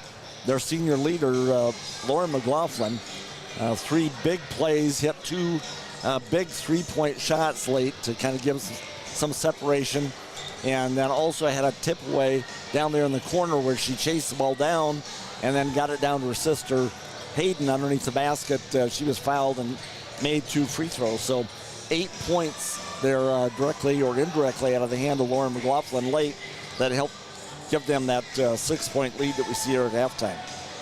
Well, you hear from Coach McLaughlin a lot. Trust the math. And you look at the shooting number, Matthew, you'd feel that Algona could blow this game open. Bulldogs shooting-wise this season, they've been shooting about 40% from the field. St. Edmond is a team. They're last in the NCC shooting, under 28% from the field. So you just figure, well, the more shots that go up, eventually Algona's going to expand this lead. But the way you offset those shooting numbers, get a ton of offensive rebounds, like you said, of St. Edmond. So I really do think that's the biggest key in the second half. If the Gales continue to offensive rebound like this, they can stick around against the Bulldogs and put a scare into Algona. If the Bulldogs limit St. Edmond to one and done, the shooting numbers for the Gales really haven't been good enough to necessarily outshoot the Bulldogs in this game. So that is really the path going forward for Algona. But boy, the quickness, like you said, that has been such a big factor in this game. Chloe Palmer for her 13 points tonight. Anna Larson flying around just like she did in the last matchup. This Gale team, they are hustling. They're anticipating the angles on those rebounds. And they've gotten a couple of fortuitous bounces as well. But you'll take it all if you're St. Edmond right now, down 31-25 at the half. Well, Bulldogs, Greg, they played a lot of close games last week. All 3 games decided by single digits. I don't think they wanted tonight to be quite as close, but you can say they're experienced in close games if nothing else. Yeah, and that is true. I mean, the experience does make a difference in close games. You're probably not as likely to get rattled. I'm sure you're right. The Bulldogs would like to stretch this out in the second half and not have to worry about a nail-biter in the fourth quarter, but if it comes down to that, certainly they've got some experience of dealing with it and should have the confidence after winning 3 of those close ones to finish this one out here tonight. But we'll hope that the Bulldogs are able to get some spread, and as you mentioned, it comes back to that offensive glass for the Gales. Some of those were taps by Algona that then the Gales picked up, and their shooting percentage you mentioned for the season so far, 28% for the Gales. They're shooting 38. Here in the first half against Algona. But again, that's because all but 2, they made 2 3-pointers. Everything else has come right underneath the basket, and majority of those on offensive rebounds. So those are high percentage shots. If you can get it down low and put it back up and give credit to Chloe Palmer, she's done a good job when she gets down low, finding a way to get it up off the board or up over the rim and collect a couple of points. But Bulldogs got that 6-point lead. Some things they can probably get corrected here in the second half and hopefully get a little bit more of a spread. Well, a lot to watch for in half number 2 as the Bulldogs lead right now just 6 at intermission. We'll step aside for a timeout. 2 minutes until we begin the second half. Live from St. Edmond High School and on Hometown Radio KLGA 92.7 FM. More sports club members. Lusher Family Dentistry, serving your family since 1965 on Call Street in Algona. Algona Plumbing and Heating, where a good flush beats a full house. Kasuth Regional Health Center, your home for health care. Walker Chiropractic and Wellness, caring for Algona, Sway City, and surrounding areas with chiropractic, nutritional, and physical therapy services. Reeves Wicked Good Bar and Grill, for wicked good food, drinks, and service, you gotta go to Reeves. High Point Land Company, your trusted land partner in Algona. All bringing you this game on the radio. When you need cash on the go, there's no need to pay a surcharge fee with MoneyPass. Iowa State Bank is proud to be part of the MoneyPass network of surcharge-free ATMs found nationwide. Look for the green and blue MoneyPass symbol on over 32,000 ATMs across the nation. Or find an ATM near your vacation spot or travel destination at MoneyPass.com. MoneyPass, another way that Iowa State Bank helps people succeed. Member FDIC.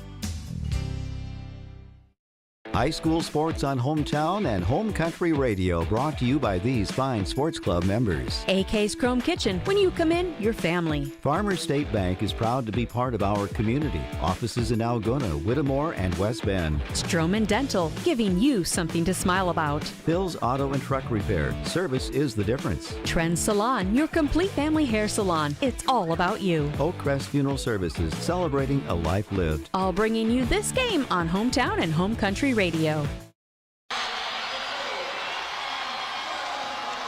Bulldog fans, this is Lauren McLaughlin. You're listening to Algona Girls Basketball on KLGA.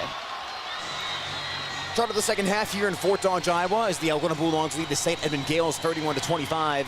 Gales will begin the second half with the basketball moving from right to left on the radio dial. Right now it's Lauren McLaughlin, 15 points for Algona to lead the way. Chloe Palmer, 13 for St. Edmond. With the teams to return their starting five back into the floor.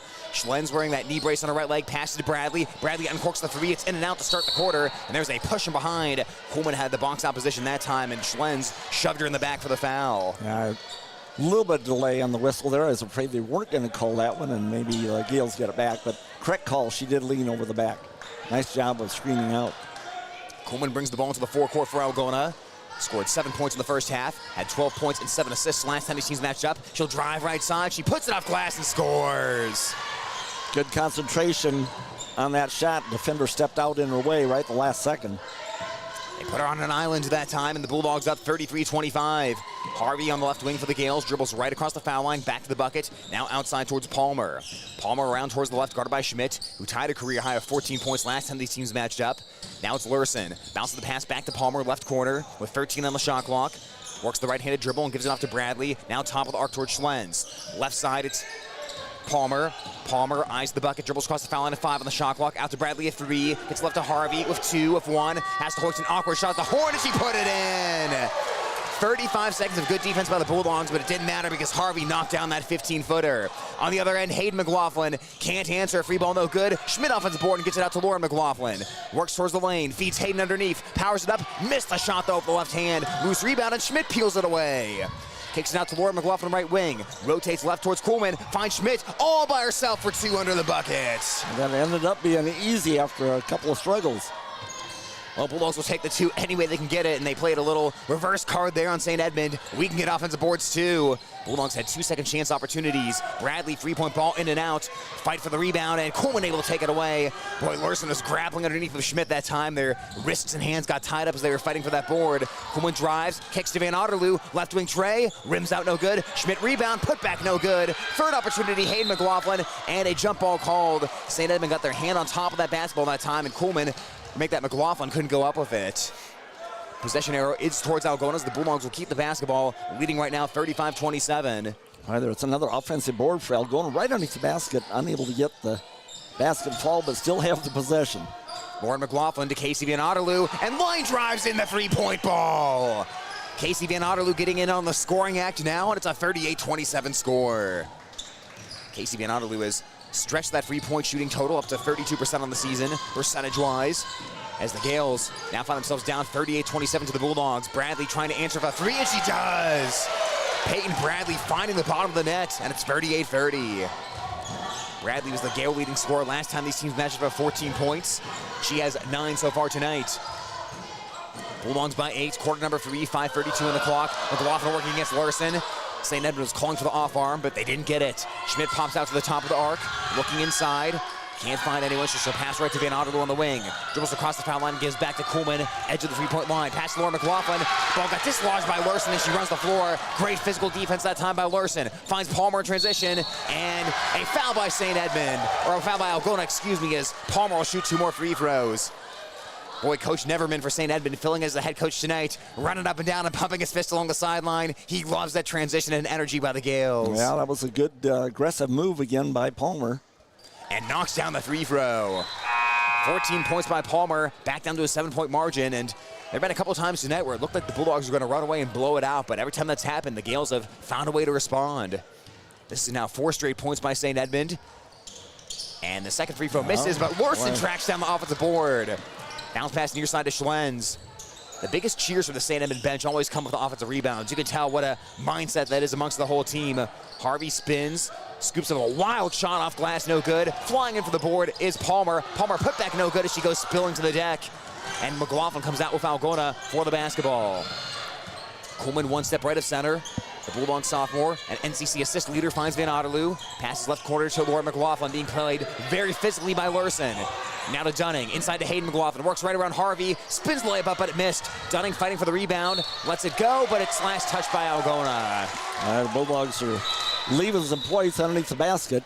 Hayden McLaughlin might be bleeding there. She maybe took a bump to the mouth. Lentz will check in for McLaughlin as she'll get toweled off and get that looked at. This game has gotten very physical underneath the bucket. I think St. Edmond has seen the Bulldogs. They love to do work in the low post, and they're really trying to do everything they can to move the Bulldogs out of there and force them to shoot from the outside. With the ball right now, it's Palmer, picked up her dribble and shoveled it right to Bradley. Back to Palmer on the wing. Catches, shoots, drills the three-point shot. 4-point game. How about this run for the Gales right now? 7-0 scoring run. Lentz, baseline, feeds Dunning. Dunning got hacked. Harvey late on defense. A great find by Maya Lentz. And 2 free throws for Bella Jo Dunning. Yeah, good passing there by Algona to get the ball underneath the basket for the opportunity. And, boy, the Gales just, as you mentioned, get down and find a way to claw back into it. A big 3 there, back within 4. Dunning has struggled at the foul line as of late. That free throw no good. Her percentage has dipped below 49 on the season, and it stays a 4-point margin, 38-34. Huss checks in for Harvey for St. Edmond with 4:15 left in the third quarter. 2 fouls by the Gales so far in this period. As the free throw is good for Dunning, she splits the pair. 39-34 Algona, 7 for Bella Jo Dunning. Palmer at the controls again for St. Edmond. Slings it over to Schlenz on the wing, now right back to Palmer. Palmer's got to have the ball in her hands a lot for the Gales here down the stretch. Palmer spins toward the right and shovels it out to Schlenz. Guarded by McLaughlin. Left side to Huss. Eyes the bucket as Dunning's in her face. Huss wants to drive. Coleman poked at the ball. Huss had to go off her leg and out of bounds. Coleman disrupted that play, and it's a turnover by St. Edmond. And they want to take advantage of it now, get that lead built back up. More than halfway through the third quarter right now. Algona leading by just 5 over St. Edmond. Dunning catches in the paint. Works right. Oh, great pivot. Left-hander in and out. No good. It swirled around the rim. It didn't go down. Dunning got her almost back though and puts it up and in. Boy, nice job by Dunning to stick him with that one. That's tough luck again, that ball spinning off the first time.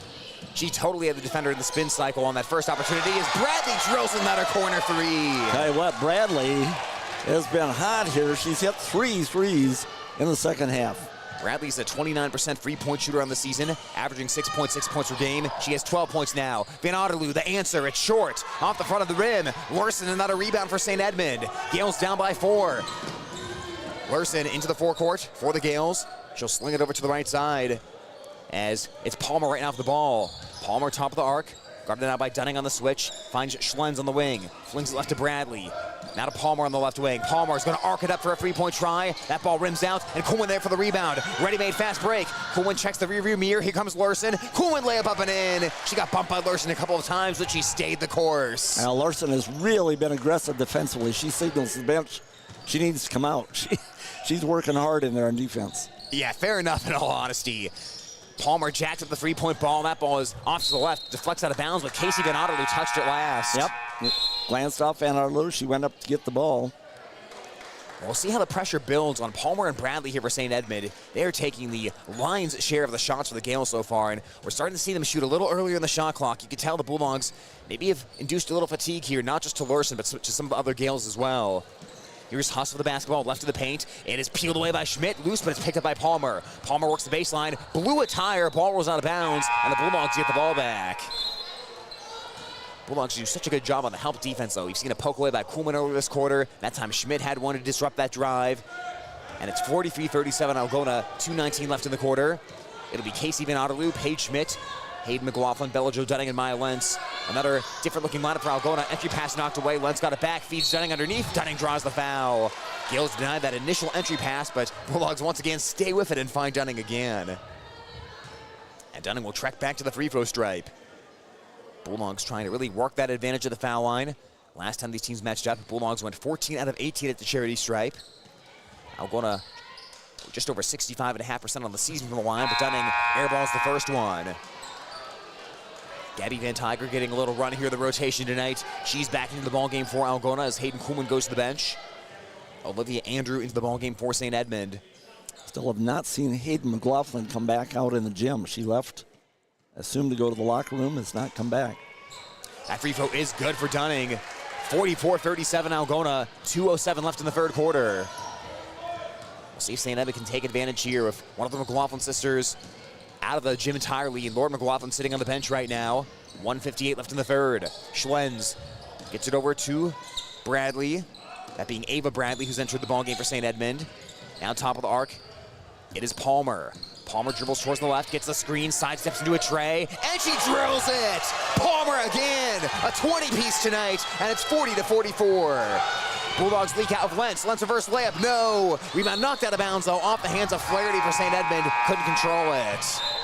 Well, the Gales have hit 4 3-pointers here in this quarter. How about Palmer? She had been 13.5% on three-point balls coming into tonight, but she's hit some huge shots in this one for St. Edmond. Well, and she's got a spot, it appeared, because she dribbled over to find it. Lauren McLaughlin catches the inbound speed, misses, got her almost back, powers it up and in. Boy, good follow-up again. Never give up on a shot. Well, as much as offensive rebounding kept St. Edmond in the game in the first half, offensive rebounding is really doing the trick for the Bulldogs here in the third quarter. Andrew working it against McLaughlin. Shot spins off, no. Fight for the rebound and a tie-up. Taylor Van Otterloo and Chloe Palmer locked up in that one. Possession arrow towards St. Edmond. And Hayden McLaughlin does now return to the game for Algona, as does Josie Harvey for St. Edmond. Bulldogs leading the Gales here late in the third quarter, 46-40, 1:15 left. Harvey comes onto the wing to Schlenz, bounce pass foul line towards Bradley, trying to rip it away from Lauren McLaughlin. Now top to Schlenz. Schlenz deals it to Harvey, works the baseline, takes it all the way in. Shot got tipped by Hayden McLaughlin on the way up, and the ball pinballs into Paige Schmidt's hands for Algona. Schmidt outlet to Van Tiger. Van Tiger right of the paint, and Van Tiger double dribbled. Yeah, you can see that little hesitation on the dribble, thinking about a pass, and then went ahead and put it down. So double dribble turnover on Algona. Just their 8th of the night, though. Bulldogs have won 18 straight matchups against St. Edmond. Gales haven't beaten Algona since 2014, but they have as good of an opportunity as any here tonight. Right now down by just 6. Approaching the end of the third quarter with 45 seconds left. Here's Harvey up top, dealing right side to Schlenz, guarded by McLaughlin. Now into the corner to Bradley. It's a 3-point ball, and that one in and out, no good. Boy. Well, Peyton Bradley hit earlier. That was Ava Bradley who couldn't knock that one down, but that one went halfway through before the rim spit it back out. Or McLaughlin into the paint, shovels to Van Tiger. Now to Van Otterloo, rounds left to Hayden McLaughlin. 22 seconds left of the quarter. McLaughlin downhill, the seas part, and McLaughlin scores. Exactly right. Nice job of switching over to the left hand. 8-point game. St. Edmond can have the last shot if they want it. Down to 10 seconds left in the quarter. Here is Harvey. Van Tiger comes out to defend. Harvey towards the left. Elbow jumper on the way, and that one goes in. 6-point game again. Final second of the quarter, and the Bulldogs won't get a shot off. We've got a ball game here from St. Edmond High School, ladies and gentlemen. It's Algona 48, St. Edmond 42 on Hometown Radio KLGA and at the Algona Radio YouTube live stream. Where you bank matters. Hi, I'm Sherry Bacon at Security State Bank, and we're relationship bankers. We get to know our customers and understand their financial needs. We're locally owned and operated, which means family, community, and service always comes first. So come to Security State Bank. We'll treat you like family. Security State Bank in Algona, Burt, and Laverne. Member FDIC, Equal Housing Lender. Security State Bank.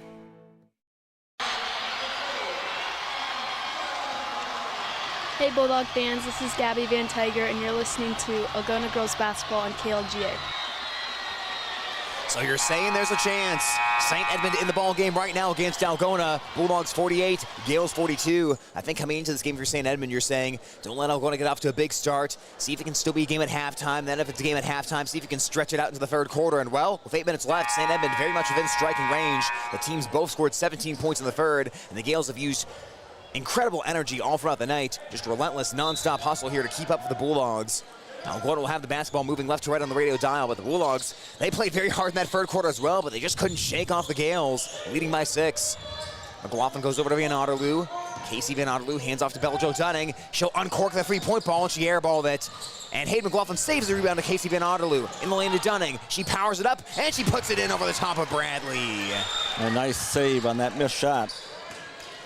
Give Dunning double-digit points tonight with 10 for Algona. Here's a long jumper, up and good. That was a two-pointer for St. Edmond to make it 50-44. As Ava Bradley has her second field goal of the night. Dunning works inside, tried the up and under, drew the foul. 2 free throws for Bella Jo Dunning of 7:21 on the clock. This Gale team, last time they played Algona, only shot 27% from the field, but tonight they have knocked down some timely jumpers in keeping with the Bulldogs and scoring 44 so far tonight. As Dunning treks to the charity stripe. Now they're still hovering right around 40% from the field. Here's the free throw by Dunning, and that is good. 51-44 Algona. St. Edmond before winter break scored over 40 points just twice. If you include tonight, they've done it 3 times since winter break. As we're 40 seconds into the fourth quarter. Second free throw by Dunning, in and out, and Larson tracks down the rebound for the Gales. Larson will bring it across into the front court. She weaves past McLaughlin, passes corner to Ava Bradley. That is a three-point ball, and that one rims out. Fight for the rebound. Dunning had it along the baseline, but it touched the baseline, and St. Edmond will keep the basketball. Well, I tell you, there's no hesitation whatsoever by a couple of the Gale players. When they get the ball, they're firing up that three. Yeah, it gets the Bulldog defense. If you get a good look, you might as well take it, because that might be the only good look you get. As Harvey is blocked by McLaughlin. She eradicated that shot in the lane, and now Coleman comes the other direction. Coleman to Dunning, right side, Dunning up, missed on the point blanker. Boy. Rare miss from that deep by Dunning, and St. Edmond forces Algona into a one and done. Harvey on the wing, she jacks for the three-point ball, she rattles it in! My goodness. It's a bad combination. Algona missing a lot of bunnies down there. 51-47 right now. Coach Neverman, like we said, filling in for Coach Tracy tonight for St. Edmond. She exploded off that bench with that three-point make by Harvey. McLaughlin across the foul line for Algona. Finds Van Otterloo. The answer. Missed it way left. Wow. Rebound pinballs out to Bradley. Bulldogs out of sync here, but it's stolen by Dunning. Bradley didn't see Dunning coming at half court.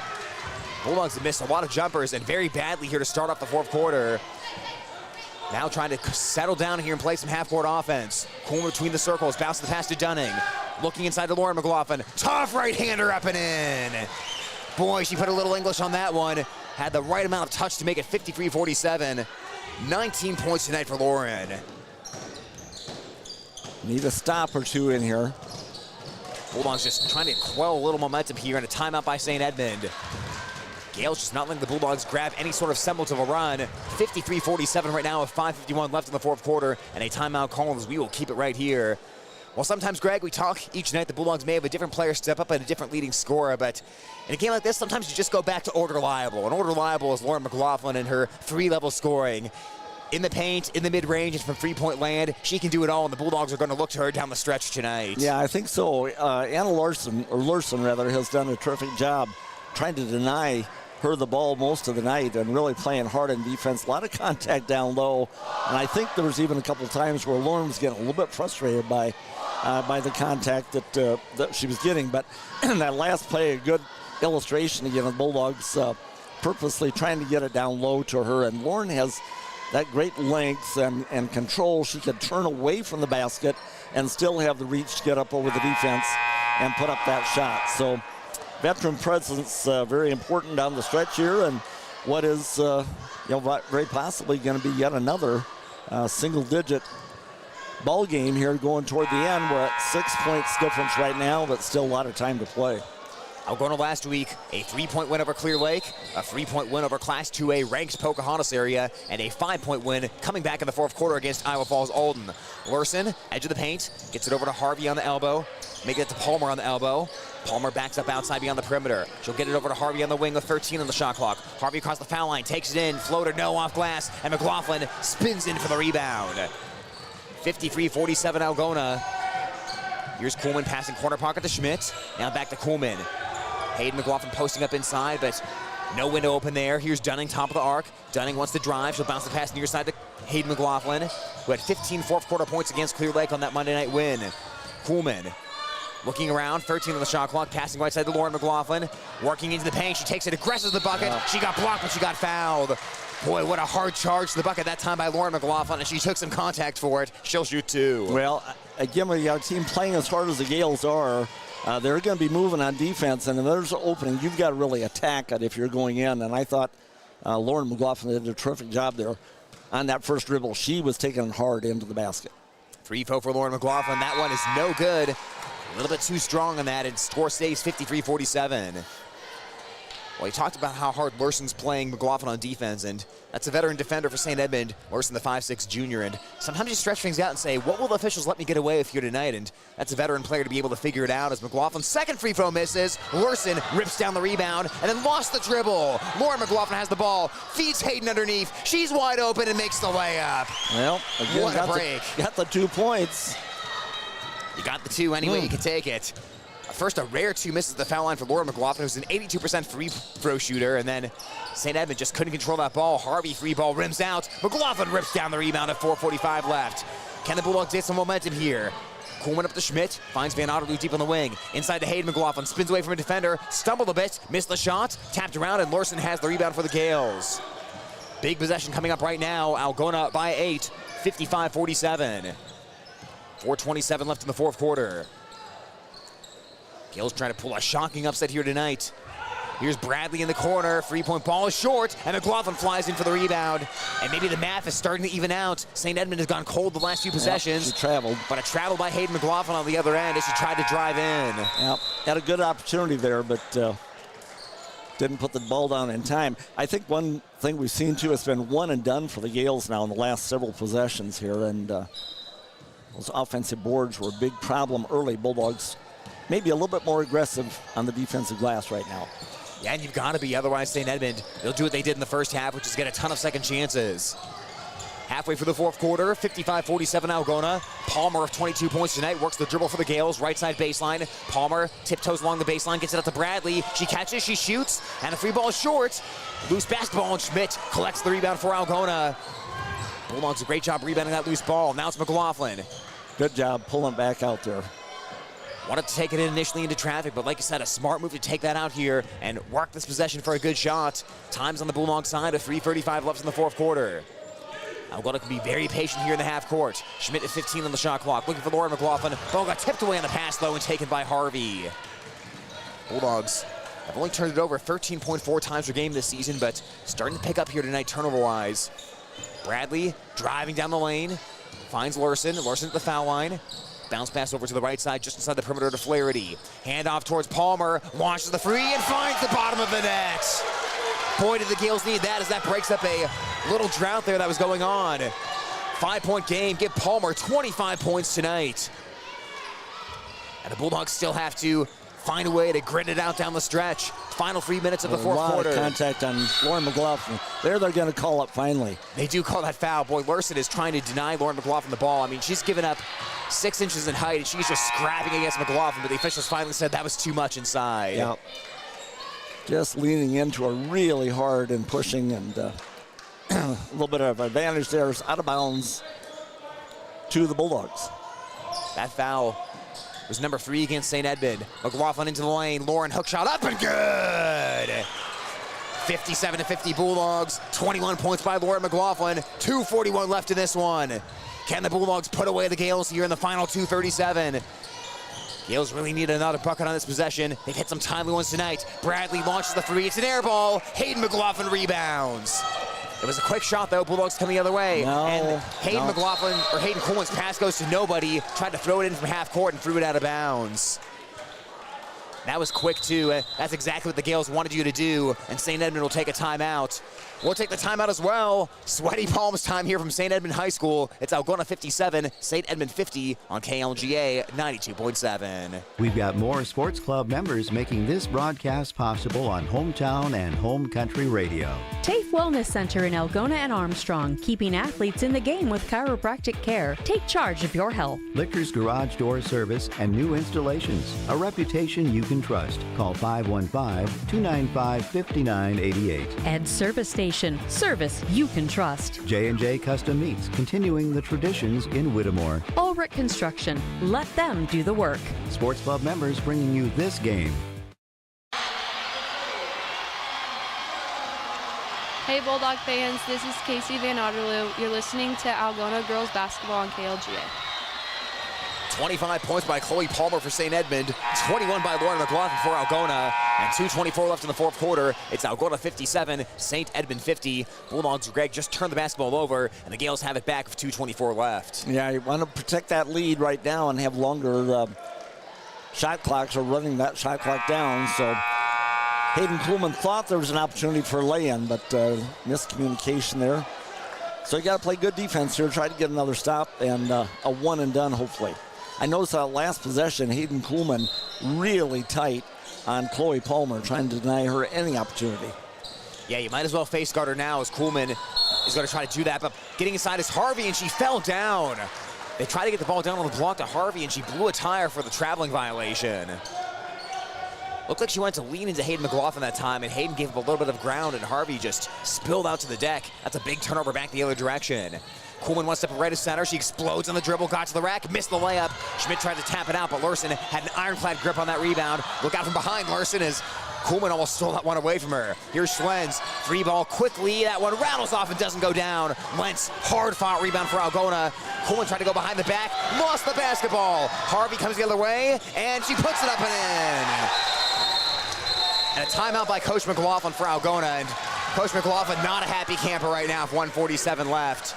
Bulldogs have been sloppy with the basketball down the stretch, and Kuhlman just got tripped up on that behind-the-back dribble, and that led to an easy lay-in by Harvey. So, once again, Greg, just when you think the game is over, St. Edmond, they find a way to get a bucket and keep it at least in question here with 1:47 left. Yeah, it's been some extra opportunities given by the Bulldogs. A little careless use of the ball, or use of the clock, rather, and down the stretch here. So, I'm sure Coach McLaughlin's talking to him now about, let's just stay under control.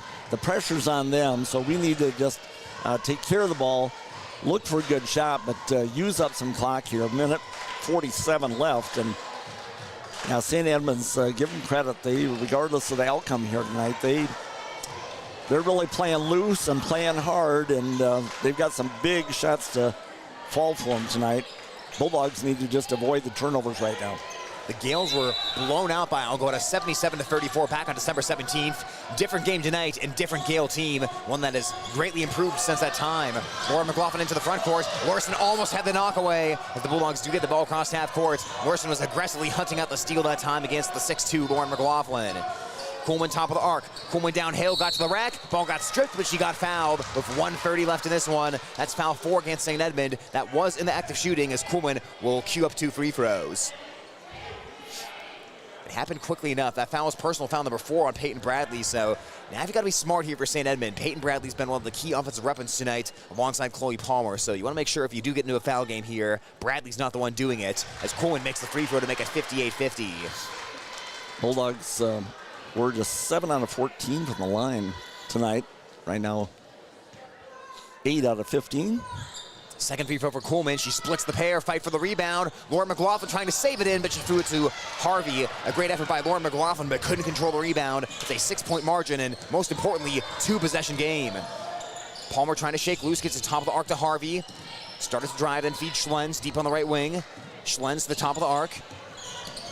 Around the perimeter towards Larson. Driving inside, sees an opening, got to the rack, missed on the layup. Hayden McLaughlin grabs the rebound.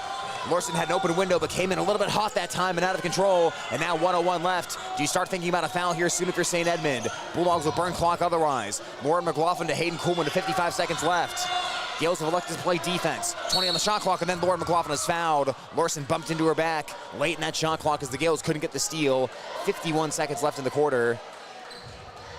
And they made that foul for 19 on the shot clock. So this is bonus time. Lauren McLaughlin shooting for 2 free throws, and with 2 made foul shots here, Lauren McLaughlin would have 1,000 career points. She came in tonight with 977. She has 21 so far tonight on the score sheet. First free throw for Lauren McLaughlin, and that one rattles into the cup. 59-52 Bulldogs, and the Gales want a timeout. It's a 30-second timeout with 51 seconds left.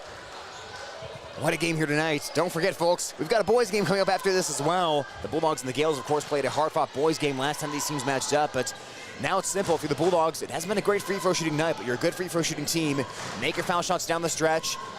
hopes that St. Edmond misses a few jumpers here, and you're coming out with a victory. Bulldogs in the driver's seat right now, up by 7. And again, Gales, time not on their side, just 51 seconds left. So anything St. Edmond does, it's going to have to be very quick here down the stretch. Yeah, well, I think you want to run them off that three-point line, and if anything, kind of cheat away off Lurson. Lurson clearly does not really want to shoot the ball. She did in that last drive, and turned out well for the Bulldogs. So don't let him hit a three. And, of course, don't foul. Right now, let's see if Lauren McLaughlin get a big free throw. For point number 1 fouls in. It's good. Lauren McLaughlin with history for the Algona Bulldogs. 1,000 career points and a 60-52 Algona advantage. What a senior, what a leader, and what a player. She has 23 points tonight. Gales now trying to answer. Harvey drives the other way. Harvey shot blocked, but a foul. With 37 seconds left in the ballgame, Harvey will trek to the line and shoot 2. You know, good hard drive by Harvey. Good defense, really, for the most part, by Hayden McLaughlin, but a little body there at the end. Harvey trying to join 2 teammates in double digits tonight. She has 9 points so far, and that free throw is a swish. 60-53. Well, this is heading towards another single-digit game for Algona. All 3 games last week decided by single digits. And really, the Bulldogs have led the entire game since the first quarter. Teams traded leads multiple times in the first. Bulldogs have led since that time, but give the Gales credit, they've never gone away as Harvey makes both free throws. Coach McLaughlin calls a 60-second timeout. We'll take it as well. Our final timeout, Algona 60, St. Edmond 54 on KLGA 92.7. More sports club members. Lusher Family Dentistry, serving your family since 1965 on Call Street in Algona. Algona Plumbing and Heating, where a good flush beats a full house. Kasuth Regional Health Center, your home for health care. Walker Chiropractic and Wellness, caring for Algona, Sway City, and surrounding areas with chiropractic, nutritional, and physical therapy services. Reeves Wicked Good Bar and Grill. For wicked good food, drinks, and service, you gotta go to Reeves. High Point Land Company, your trusted land partner in Algona. All bringing you this game on the radio.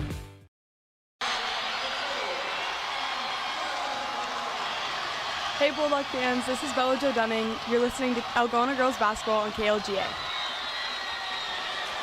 Algona trying to bring home their 9th consecutive victory, and tonight getting all they can handle from the St. Edmond Gales, as the score right now 60-54. But for Algona, 37 seconds left in the fourth quarter. Bulldogs have the ball, and Gales are over the foul limit, so any fouls here would put Algona at the free throw stripe. Gales, of course, will first go for the steal here in the full court press. If they don't get it, they will begin the fouling game against Algona. Lauren McLaughlin triggered inbounds play. Gales will not guard the inbounder here. McLaughlin looking for Kuhlman. She finds her, and Kuhlman is able to weave away from Lurson and burn a little clock. Goes back to the right to Lauren McLaughlin. They'll try to trap her. She'll dribble away, and she's pushed by Bradley. That foul was Peyton Bradley, and that is her 5th of the night, as she will walk to the bench and sign out with 12 points. So Bradley out of the ball game. Morgan Lewis, the 5'4 sophomore, will replace her in the lineup. And 31 seconds remain as Lauren McLaughlin will once again go to the free throw stripe to try to expand on this 23-point evening. Bradley had a good shooting night for the Gales, without a doubt. Here's the first free throw by the Wartburg commit, Lauren McLaughlin, and it's good. 1,001 career points now and counting, as it's 61-54. After tonight, Bulldogs will have just 4 regular season games remaining, trying to run the table after winter break as McLaughlin converts again. 25 points by McLaughlin, 62-54 in favor of Algona, and you can't take the timeouts to the grave, so we'll have a timeout right here at 31 seconds left in the ball game, and the Bulldogs up 62-54.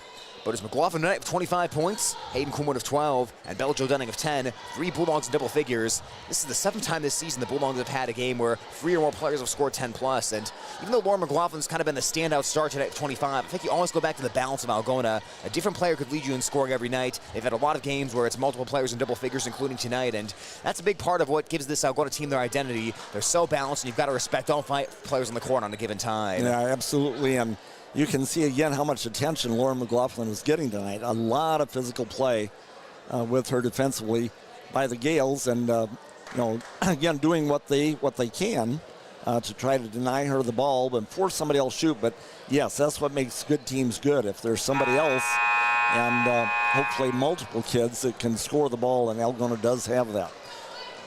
Got a quick lineup in now defensively here, so it's going to be make them dribble the ball up the court, don't foul, and I might think don't give up any good three-point looks. For Algona, it's going to be Kuhlman, Van Otterloo, Schmidt, Lentz and McLaughlin, that being Hayden McLaughlin. As Larson into the forecourt, she'll find Schlenz. Schlenz run off the three-point line, comes out to Harvey. Harvey's run off the three-point line too, dribbles in right side. Harvey off glass, puts it in. 62-56 now. Bulldogs inbound the ball to Kuhlman, and she's fouled immediately. So you found your best free throw shooter out of that lineup with 16 seconds left. It is a 6-point margin right now in favor of Algona as the Gales will play us out all the way to the end. And Kuhlman will try to expand on this 12-point night. She's a 73% free throw shooter and will shoot 2 here. But good job by the Bulldogs. Not panic on the inbounds play too, because sometimes you can be rushing to get it in and thinking 5 seconds is coming any time, but that clock can speed up in your head at the end of this game, and the Bulldogs have done a good job of inbounding the ball and avoiding the turnovers against a Gale press as the free throw is good. 63-56 Bulldogs. Give Kuhlman 13 now. The number 8 ranked team in Class 3A, Algona, moments away from win number 9 in a row as Kuhlman converts again to make it 64-56. 14 points by the Bulldogs sophomore tonight. Final 12 seconds. Striding into the forecourt is Palmer. Palmer's going to take it in, scoops the layup up, and she scooped it in. What a night for Palmer of 27. Bulldogs inbound to Kuhlman, and Larson will go for the steal. Kuhlman will dribble away, and that is it. Bulldogs got an absolute battle on their hands tonight from the St. Edmond Gales, but once again, Algona prevails in a single-digit game. For the 4th game in a row, Algona wins by single digits. They have their 9th straight victory. Your final tonight, 64-58, as Lord McLaughlin goes over 1,000 career points. We'll step aside for a timeout. When we come back, our final numbers and the pregame interviews for the boys game. It's all next on Hometown Radio, KLGA.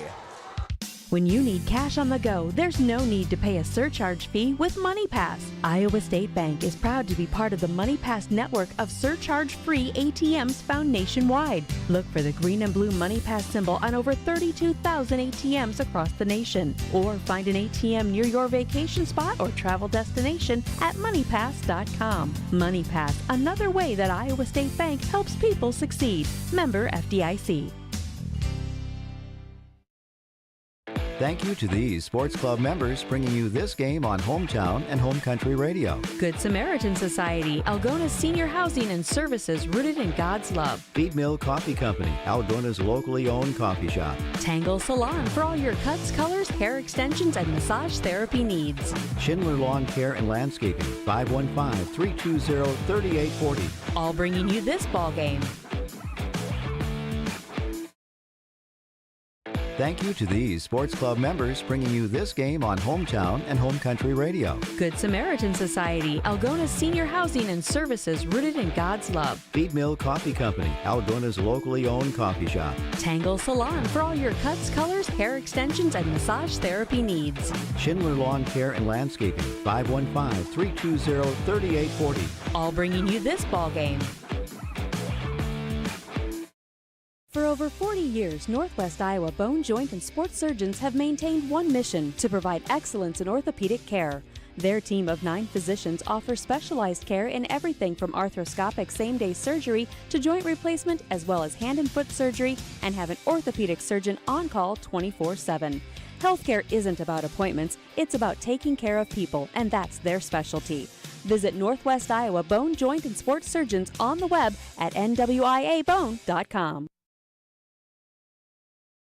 High school sports on Hometown and Home Country Radio, brought to you by these fine Sports Club members. Central Financial Group, where you belong. Down to Earth Tree Service, your local Algona Tree Service. Style Salon, your salon in Algona. Create yourself. Farm and Home Services. View their listings at farmhomeservices.com. Holmes Animal Clinic, animals large and small. They love them all. Dance Connection and Tumbling by Michelle. Passionate about teaching, creative about dance. Visit their studio or danceconnectionbymichelle.com. All bringing you this ball game. Thank you to these Sports Club members bringing you this game on Hometown Home Country Radio. CB Grain Solutions, satisfaction guaranteed. Dump It, Kasuth County's local and reliable waste service provider for commercial and residential customers. Albert Electric, flip the switch to Albert Electric. Billy Offerman, your State Farm agent in Algona. Like a good neighbor, State Farm is there. Greg Penning and Company, certified public accountants where everyone counts. Daylight Donuts, open early with delicious donuts and great coffee. All bringing you this game on the radio.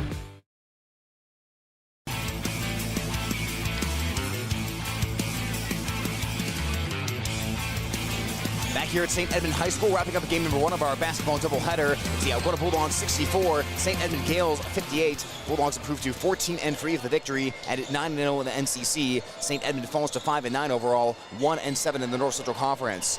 Looking at a couple of individual scores tonight, Lauren McLaughlin posts 25 points for Algona and goes over 1,000 for her career. She was joined in double digits by Hayden Kuhlman with 14 and Bella Jo Dunning with 10. For St. Edmond, they get 3 scores in double digits. Chloe Palmer led the way with 27 points. Peyton Bradley scored 12, and Josie Harvey had 11 in this one.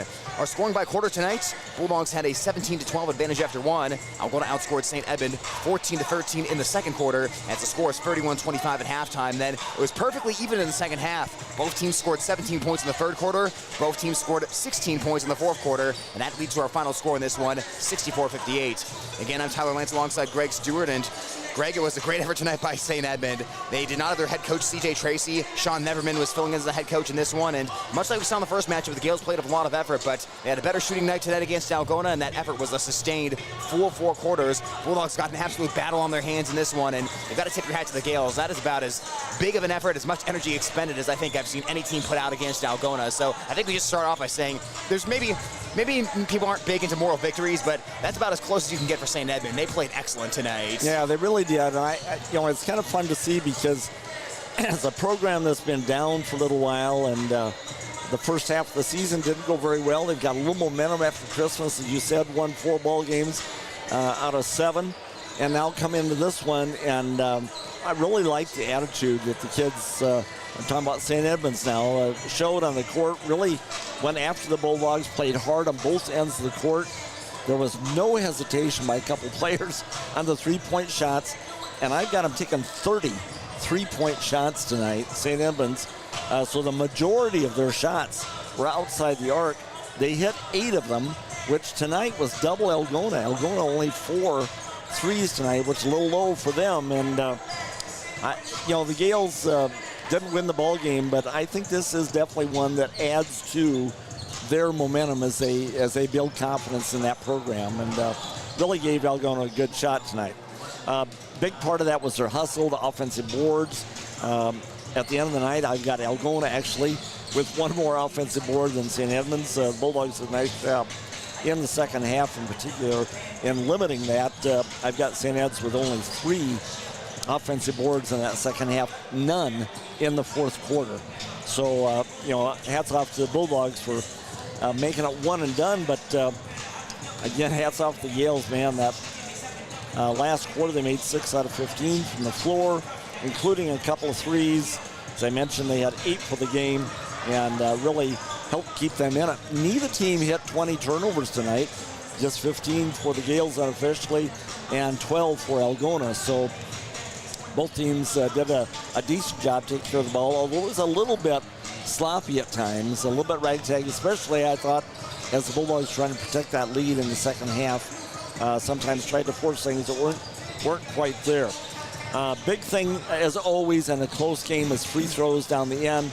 Algona at one point was shooting just 50% from the line, 7 out of 14, and they made 7 out of their last 8 and 6 in a row.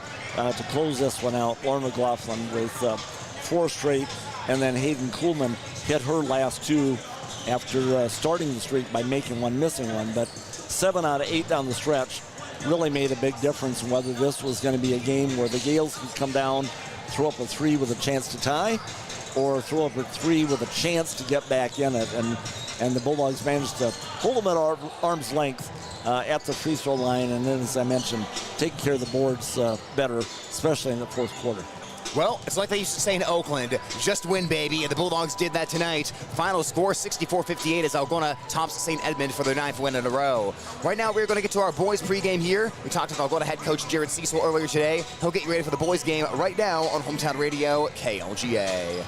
And boys North Central Conference basketball is coming up on Hometown Radio, KLGA, and at the Algona Radio YouTube stream is tonight. The Algona Bulldogs take on the St. Edmond Gales. We're joined right now by Bulldog head coach Jared Cecil. Coach, thank you so much for joining today on the pregame.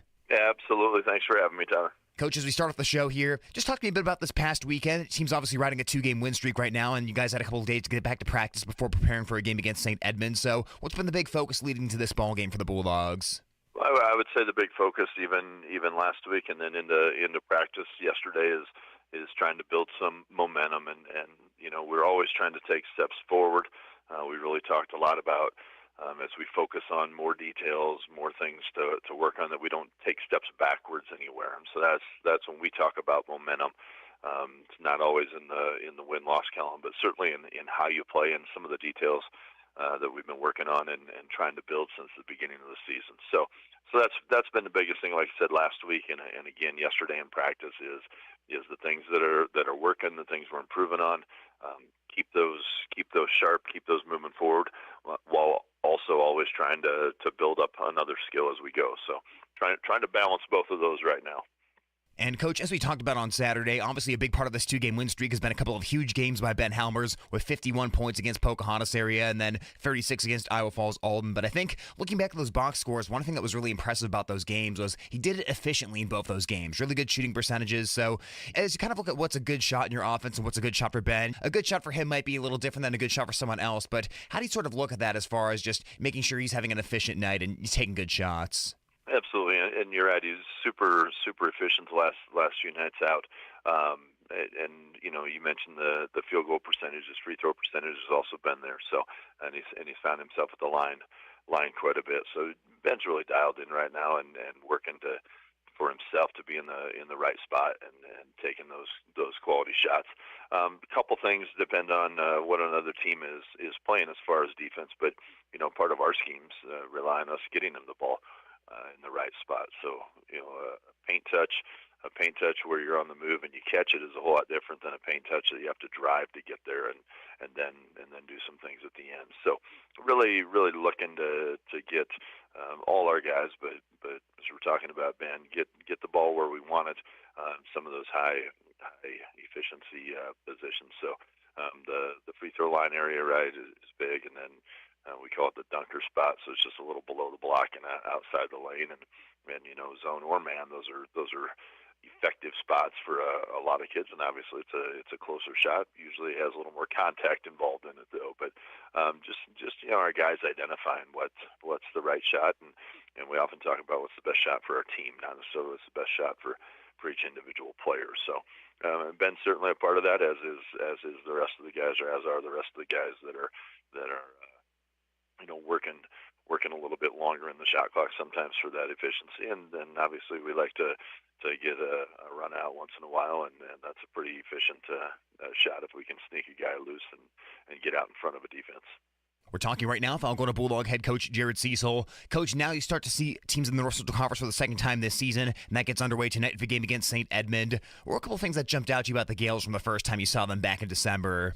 Yeah, they're an incredibly disciplined team, and Coach Kay and I talked a little bit the day following the game that that's one thing consistent in St. Ed's history is some disciplined defense. They're going to make you work for a lot of baskets, and that's a different style of play, and certainly one that not all opponents we face are of that nature. So that's something we're prepared for, right? We've seen everybody, as you mentioned, now once, so going back through a second time.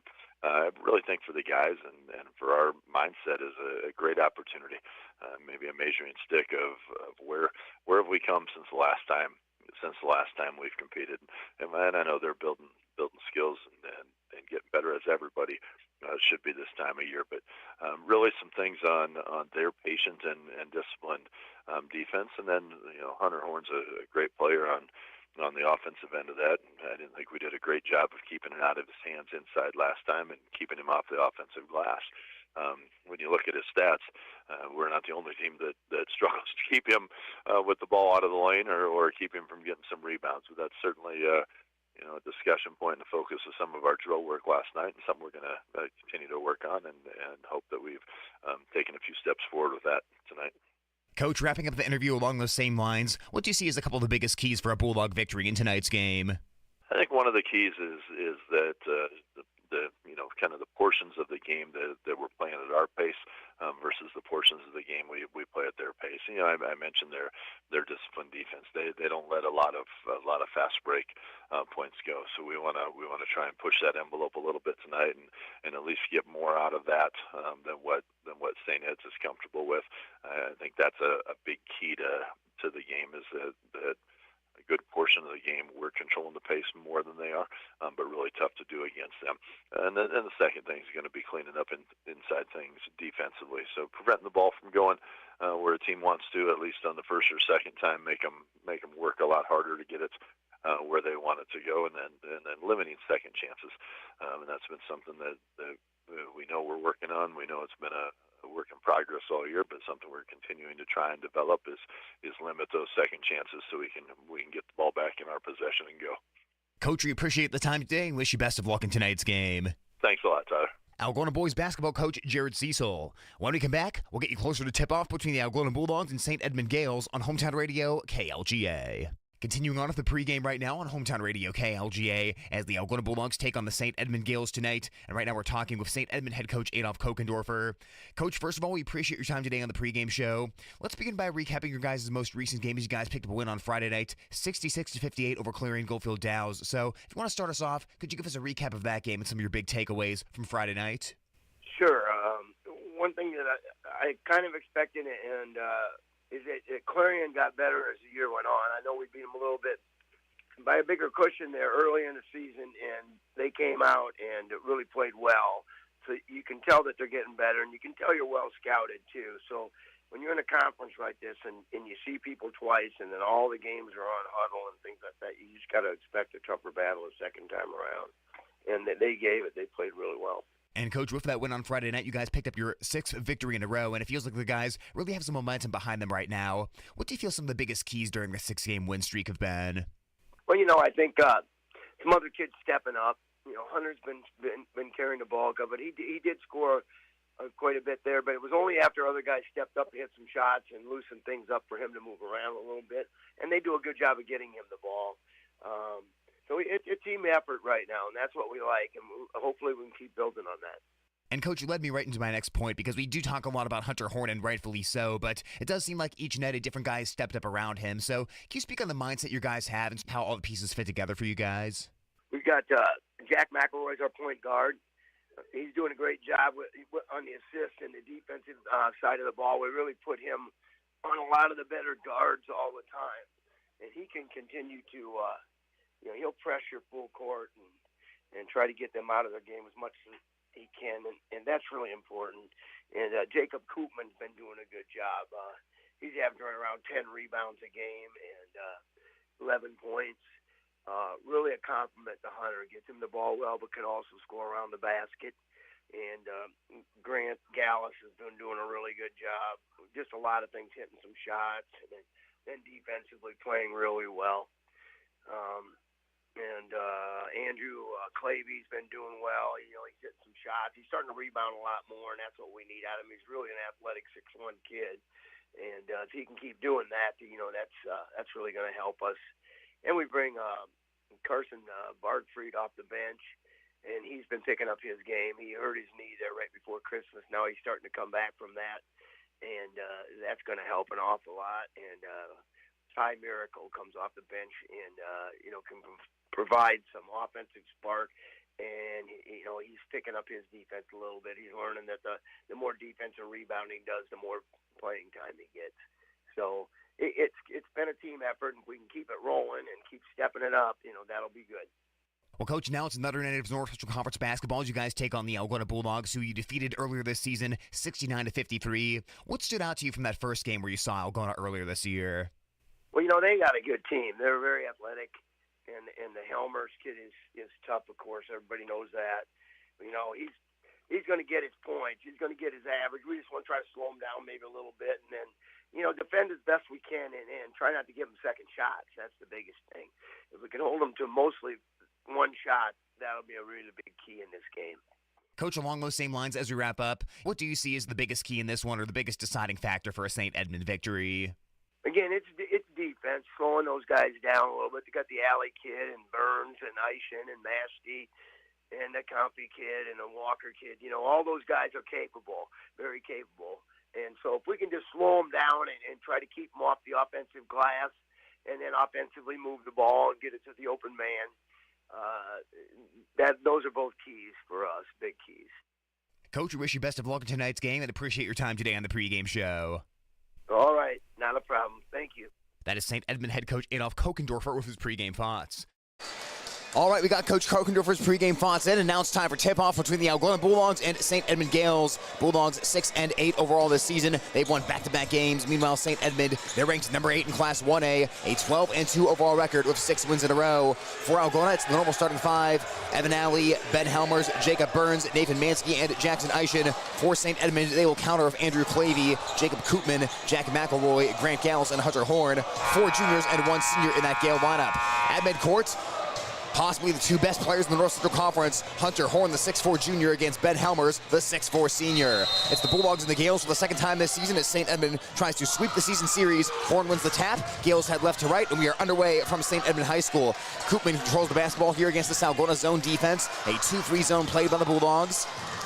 Now for the Rockets, McElroy will get out to Horn in the corner, and that is going to be a whistle from behind, and a turnover by the Gales. Yeah, when Horn took off to drive there, he stepped back. See that in a few college games lately.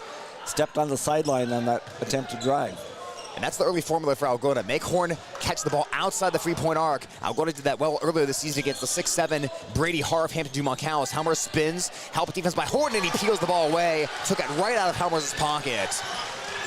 He spun right into the double-team help as Horn handles the rock right now. Horn working towards the right side. Bulldogs are all over him right now as Horn has to unload the ball towards Koopman. Koopman in the lane. Koopman up, and it bounces off the cup, no good. Rebound tapped around, and Burns flies in for the Algona rebound. Bulldogs and the Gales for the second time this season. Helmers in the corner, wants to drive, fakes the spin, he pumps and gets it out top towards Burns. Lets it rip, Burns free ball short. Eischen tries to poke the rebound back out, and he finds Helmers along the near side. What a tap out that time by Eischen amongst the white jerseys. Ben Helmers elevates, left wing 3, no. Eischen tries to tap it out again, and rebound is tracked down by Gallows for St. Edmond. Gales beat the Bulldogs 69-53 back in the December 17th matchup. Hunter Horn, 31 points and 12 boards in that game. For Algona, Ben Helmers had 25 points and 8 rebounds, but no other Bulldogs scored in double digits, as Evan Alley was second on the team with 7 points. Pass underneath to Horn, he spins, he puts the left-hander up and in. What an adjustment by Horn that time. He had to work for it, but as you said, adjusted real well on that shot.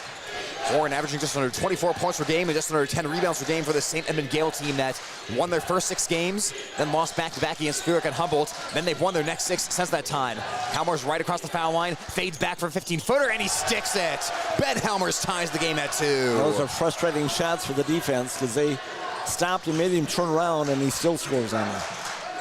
Gales have the ball from McElroy. McElroy, the NCC assist leader, at just under 6 per game. Now down to the baseline, it's Gallus. Gallus jumper up and in. 4-2 St. Edmond. 2 minutes gone here in quarter number 1.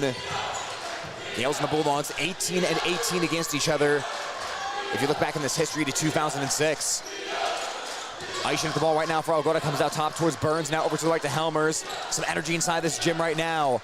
Helmers going to work, driving down the lane, goes right into Horn, he shoots over the top, but he puts it up and in. We are tied at 4. Ben Helmers hopping and skipping and jumping and finding a way to get a shot off. Helmers is the NCC's leading scorer right now at over 25 points per game. Bulldogs have brought a loud student section for them here tonight. Maybe not a big student section, but a loud one as Horn works his way in. Horn's in the block. Horn up and in. Yeah, what a pretty shot by Horn. Stopped on a dime and a nice little flip with the right hand. The thing about Horn is he is so crafty, moving his body in space and finding a way to get clean looks off as Alley has his pocket picked. Gallus ripped that ball out, and it rolls over to Koopman for the St. Edmond forced turnover. Horn on the wing, works towards the lane, jumps and passes in the corner to Gallus, and that shot got blocked out of bounds by Evan Alley. He stuffed that ball off the brick wall along the baseline. That was close to a volleyball spike there. Alley skies. Alley not the biggest player on the floor, but boy, he can get up in the air, can he? He certainly can. That is an athlete right there for Algona. He came out of nowhere to get that block. Almost blocked it off the NCC poster that's right above that doorway where the ball landed above. Gales have the ball right now. It is Clavey into the paint. Clavey splits 2 defenders and a foul on Algona. Clavey put the ball in, but that was after the foul was called on the floor. Gales 6, Bulldogs 4, 4:48 on the clock in quarter number 1. And the first personal foul against Burns for Algona. as two of the best players in the NCC go at it tonight with Helmers and Horn. But which role players will step up the most? If you remember, Carson Bargfried had 16 points for St. Edmond last time these teams matched up. He torched the Bulldogs with 3-point shooting off the bench, and that's a big reason why the Gales won earlier this year. Passed the lane, knocked away, went right to Horn. Horn barrels inside, puts away a crazy shot that almost went in, twisting and contorting his body, and then he stepped out of bounds trying to save that one. Boy, I don't know how he even got a good look off of that, but he somehow just slung the ball up with the left hand over the shoulder and almost dropped that one into the bucket. Yeah, that was amazing. Again, he's got such a nice touch on the ball. Puts it up softly. If it draws some iron, it's going to bounce around and lots of times go in. That one came off on him. Here comes Evan Alley for Algona. Bulldogs averaging just under 57 points per game. Gales only allow 52 per game. Now it's Helmers on the wing. Helmers working against McElroy. Now he drives in. Ball got dribble off his foot and out of bounds. Koopman was there to help defense for the Gales. And the Bulldogs with an early turnover. Last time these teams matched up, turnovers were a factor. Gales had a 15-8 turnover advantage in that game. Yeah, that's the third one on the Bulldogs right now in the early part of this game. Bulldogs pick up high for their 2-3 zone. With the ball right now, it's Gallus slicing in. Gallus got all the way to the rack, missed. Clavey follow, no. And the ball is in the hands of Eischen on the rebound. Outlets to Helmers. The Bulldogs senior on the wing. Helmers into a long two, and he knocks that one down from just inside the arc, and we are tied at 6. He worked the crossover that time against the Gale defense, and we're halfway through the first quarter. McElroy met by the two defenders at the top of the zone, Alley and Helmers. Now it's Horn down the left corner. Horn gets it back up top to Gallus. Gallus just under 7 points per game for the Gales, works his way to the left corner. 17 on the shot clock, and then knocked away by the Bulldogs. Alley steals it and runs. Alley sails in, layup good! 8-6 Bulldogs as Evan Alley is just eating up court for those quick strides up the floor after the turnover. He gets ready to run at any given time. Gallus on the wing for St. Edmond, wanted to get going, but he traveled. Took a step there before he put the ball in the hardwood, and the Gales will turn it over. And here comes the dangerous Carson Bargfried off the bench, who'll replace Andrew Clavey. Bargfried averaging just under 10 points per game, but like we talked about, a good spot-up 3-point shooter for the Gales. Really burned the Bulldogs last time around with those 16 points. Made 6 of his 11 shots from the field, including 3 of 6 3-point attempts. Here's Helmers across the timeline. Bucket is towards the left. He'll get it over to the right wing to Burns. Burns pass near side, looking for Walker. Intercepted. Walker wasn't looking for the ball. Running the floor, finger rolling and scoring is McElroy. We're tied at 8. Gales are ready to pounce on that basketball. Bulldogs now have Burns passing near side to Walker. Almost another steal by McElroy. Walker gets the 3-point shot off and he knocks it down. McElroy was on the ground and Walker saw what he liked and he buried it. That's his second 3-point make of the season. He'd been 1 of 22 coming into tonight. Down underneath to Horn. Horn in between two gray jerseys. Put the left-hander up. No good. Bulldogs patched with that shot. Horn knocked it away and got it back, though. Horn on the right side. Passes into the lane. He sailed it over the head of Gallus, and Helmers runs the other way. Helmers jumping inside, getting off a tough-looking shot, and it drops in. Ben Helmers taking all the steps he's allowed to and twisting his body around for the 2. Just amazing, really. Some of those shots. Well defended. It's almost like Ben Helmers slows his body down midair, and the defender can't react to it. It's Koopman looking out to the right to Bargfried, guarded by Walker along the perimeter. Bargfried to the foul line, gets it to Koopman. Quickly passed into the corner to Gallus. Gallus back to Koopman. Left elbow, works into the paint. He goes off glass and he scores it. And then he goes tripping along the baseline. A couple Gales on the ground. Bulldogs get out quickly down the floor, and Helmers puts it up and in. 2 Gales tripped over each other, and the Bulldogs had the numbers, and they took it. Yeah, able to take advantage there. Really good job. They got numbers like that. 15-10 Algona. 10 of those 15 by Ben Helmers.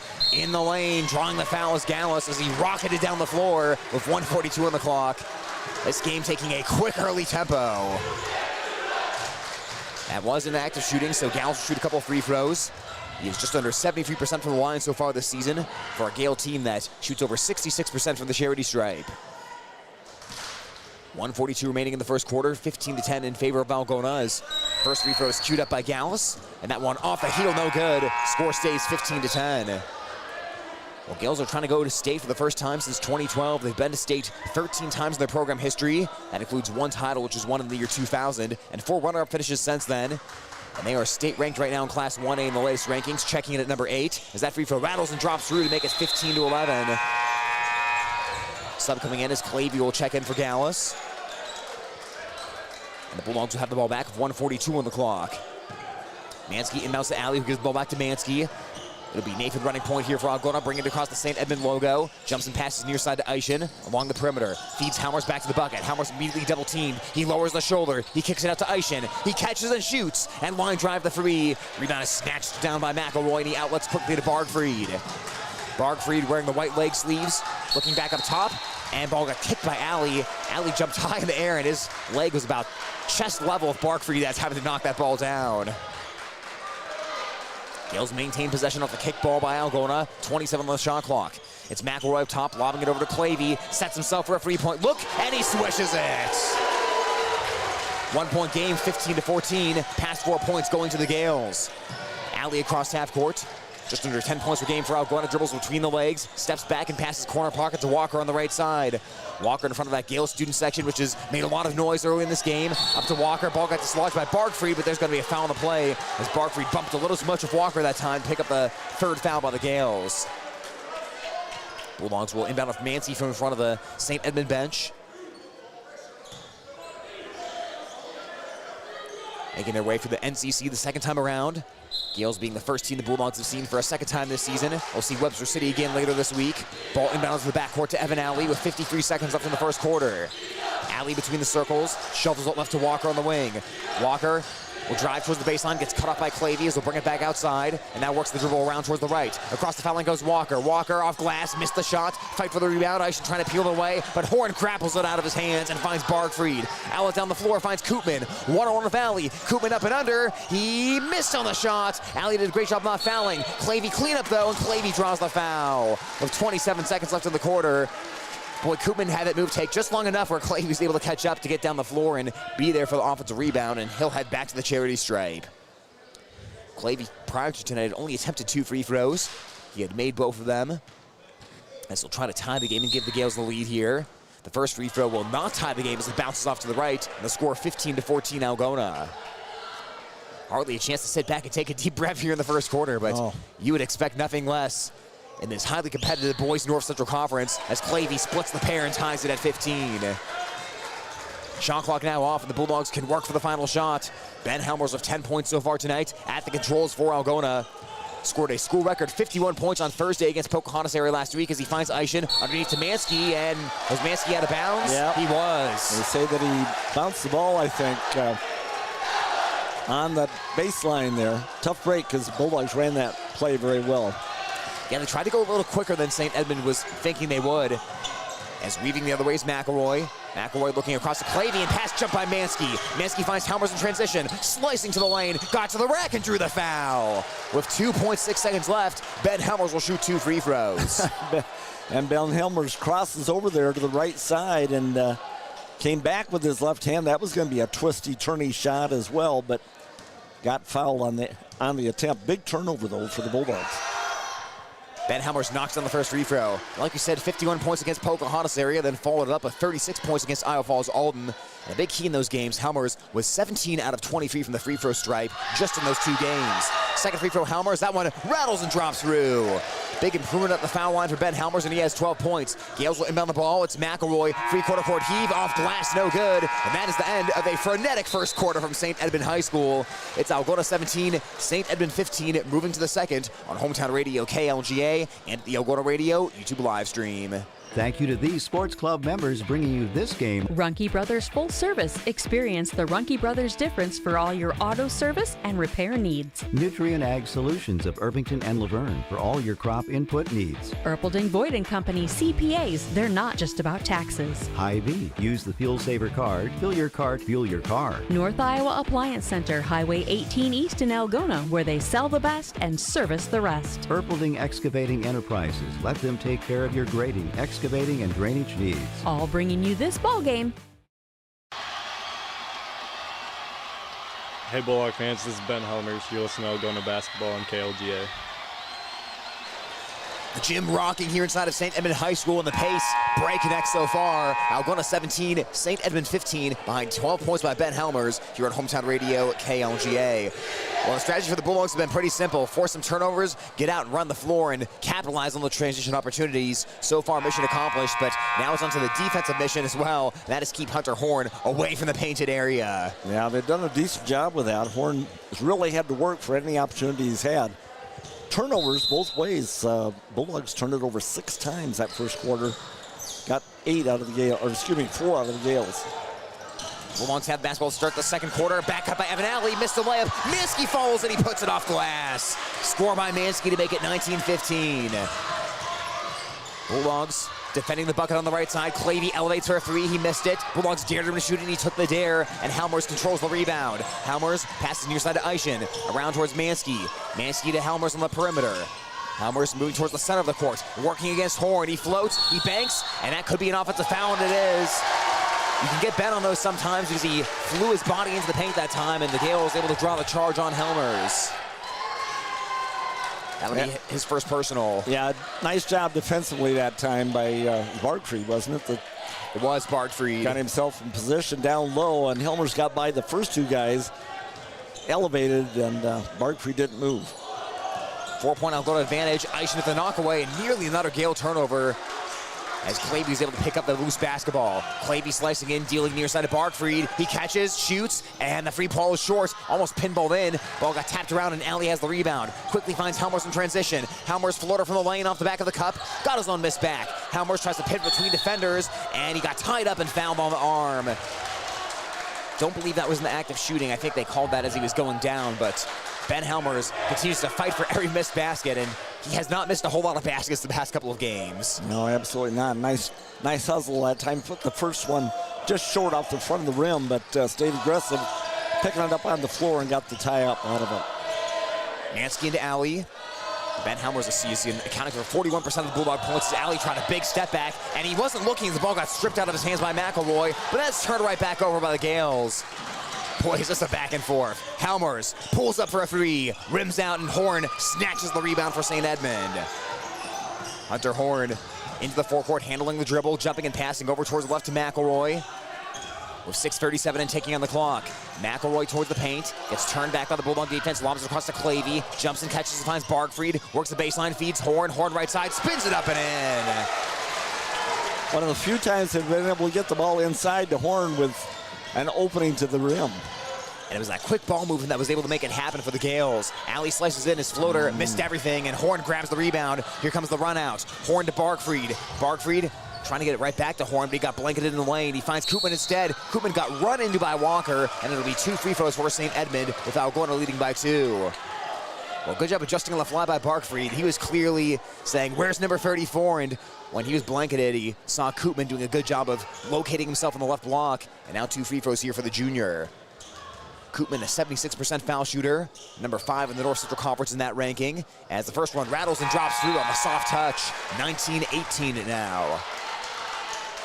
Burns back in for Algona.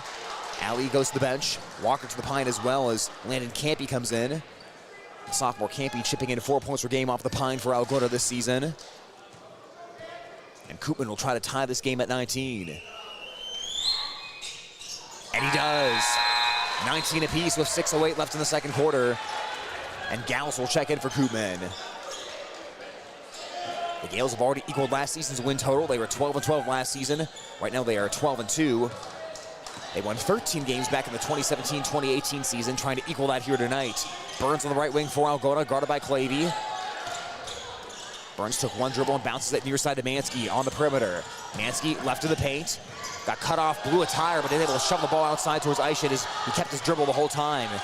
Now it's Burns on the right side. Ball getting poked at right now by McElroy. Out to Helmers. Not on the shot clock. Creation time for Helmers. 7. Helmers right of the paint. Helmers 15-foot J from the elbow. Missed it. Clavey snatches the rebound. Helmers trying to poke it out, and that'll be a foul on Helmers. Much to the delight of the St. Edmond crowd, that'll be number 2 against Helmers. Yeah, not a foul you want. Too far from the basket. But a little frustration by Ben because he had a nice 10-foot shot there, just came out the front of the rim. A timeout called by Coach Cecil on the Algona Bulldogs. It's a 60. We'll take it as well on KLGA and the Algona Radio YouTube channel. When you need cash on the go, there's no need to pay a surcharge fee with MoneyPass. Iowa State Bank is proud to be part of the MoneyPass network of surcharge-free ATMs found nationwide. Look for the green and blue MoneyPass symbol on over 32,000 ATMs across the nation. Or find an ATM near your vacation spot or travel destination at moneypass.com. MoneyPass, another way that Iowa State Bank helps people succeed. Member FDIC. For over 40 years, Northwest Iowa Bone, Joint, and Sports Surgeons have maintained one mission: to provide excellence in orthopedic care. Their team of 9 physicians offers specialized care in everything from arthroscopic same-day surgery to joint replacement, as well as hand and foot surgery, and have an orthopedic surgeon on call 24/7. Healthcare isn't about appointments, it's about taking care of people, and that's their specialty. Visit Northwest Iowa Bone, Joint, and Sports Surgeons on the web at nwiabone.com.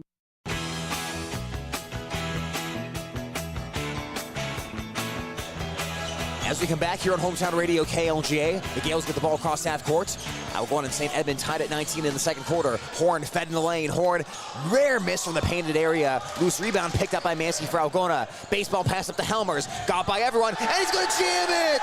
Ben Helmers with a dunk in transition, and it's 21-19 Bulldogs. Well, that's a good shot there. You want to make sure it goes down, and Helmers had room. Put it straight in. Pass to the baseline, looking for Bargfried off his hands. That feed from McElroy just a bit too tall. And the Bulldogs have it back with 5:03 in the second quarter. You know, Coach Kokendorfer talked about the pace of this game, and they wanted to kind of control it a little bit. I think it's been a little bit frenetic, a little bit favoring the Bulldogs. I certainly agree, and that was something Coach Cecil talked a lot about as well. He said St. Edmond doesn't allow a whole lot of runouts, but we're going to try to do it anyways, and they have. There's a little hand check by St. Edmond for the foul with 4:51 on the clock. That's going to be foul number 1 here against McElroy, and foul number 3 against St. Edmond. Mansky down beneath us to inbound. Gets it into Eischen as the Bulldogs lead the Gales 21-19. Burns on the right wing wearing the blue shoes as he drives into the lane. Deals corner pocket to Eischen. Lets it rip on the free ball. Airballed it. Rebound can't be, and he puts it back. All right place, right time. Big offensive board. 23-19 Algona. Bulldogs and the Gales for the second time this season. St. Edmond 6-2 in the North Central Conference. Need this win here tonight. Pump faking inside, getting the man to jump his Gals, but he missed on the shot. Bulldogs a great job not to foul, and then the Gales fouled Campy as he tried to dribble that ball out of traffic. A tough miss for the Gales. Got the ball underneath the basket. Gals just not able to get it up over the rim. Bulldogs are fighting hard inside and doing a nice job on the boards. And so far tonight, just 6 points by Hunter Horn out of the St. Edmond 19. Yeah. Bulldogs have done a good job keeping it out of his hands as Helmers is on the right side, gets the burn screen towards the foul line. Helmers jumps and kicks corner to Alley. Alley arcs up the three, and he finds the bottom of the net. Count it for Evan Alley to make it 26-19 as we're now halfway through the second quarter. Gals being pestered right now. Bounce pass to Horn along the baseline. Horn in a sandwich, and Horn fouled on the play. That will go as number 3 against, actually make that number 4 against Algona with 3:58 on the clock. As the personal foul picked up, I believe they said Eischen that time. Gales will bring Koopman back to the ballgame as Clavey heads to the bench. And it'll be McElroy inbound from the baseline.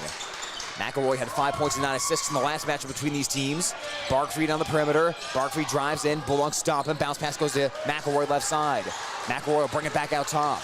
McElroy had Helmers fly by him. He finds Bargfried, and that's going to be a travel by Bargfried. He was too open that time and hesitated on what he wanted to do. Now again, little signs of the Bulldogs just come sped up just enough to get some turnovers. That's turnover number 7 on the Gales. Gales have been averaging 14 turnovers per game this season, and they're already halfway there tonight. 3:40 on the clock in the second quarter. Helmers on the perimeter for Algona with 14 points tonight. Helmers working into the lane, sees a crease, rises for a tough left-hander, it bounces off. Rebound kept alive by Burns, but it is ripped down by Koopman for St. Edmond. Out towards McElroy now. Bargfried in the corner trying to feed Horn inside. The great job by Eischen to get in front and knock that ball away. And Burns comes the other direction for Algona. Nice defense again by the Bulldogs. Bucket is towards the left. Boy, how good has Eischen been on defense this season for Algona? Helmers driving in, stumbling, bumbling, and losing the ball into the hands of McElroy for the Gales. Helmers didn't get the foul he wanted on that play as Bargfried works the other direction, and it's Burns snaking his hand around and fouling Bargfried.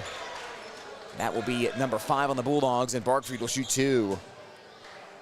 Bargfried, a 59% foul shooter, really gives St. Edmond some pop off the bench, averaging 9.9 points per game, as Mansky wants to check back in. Bulldogs are setting up like that was an inbounds play, but that was foul number 5, so Gales are going to shoot here, and that was personal foul number 3 against Burns.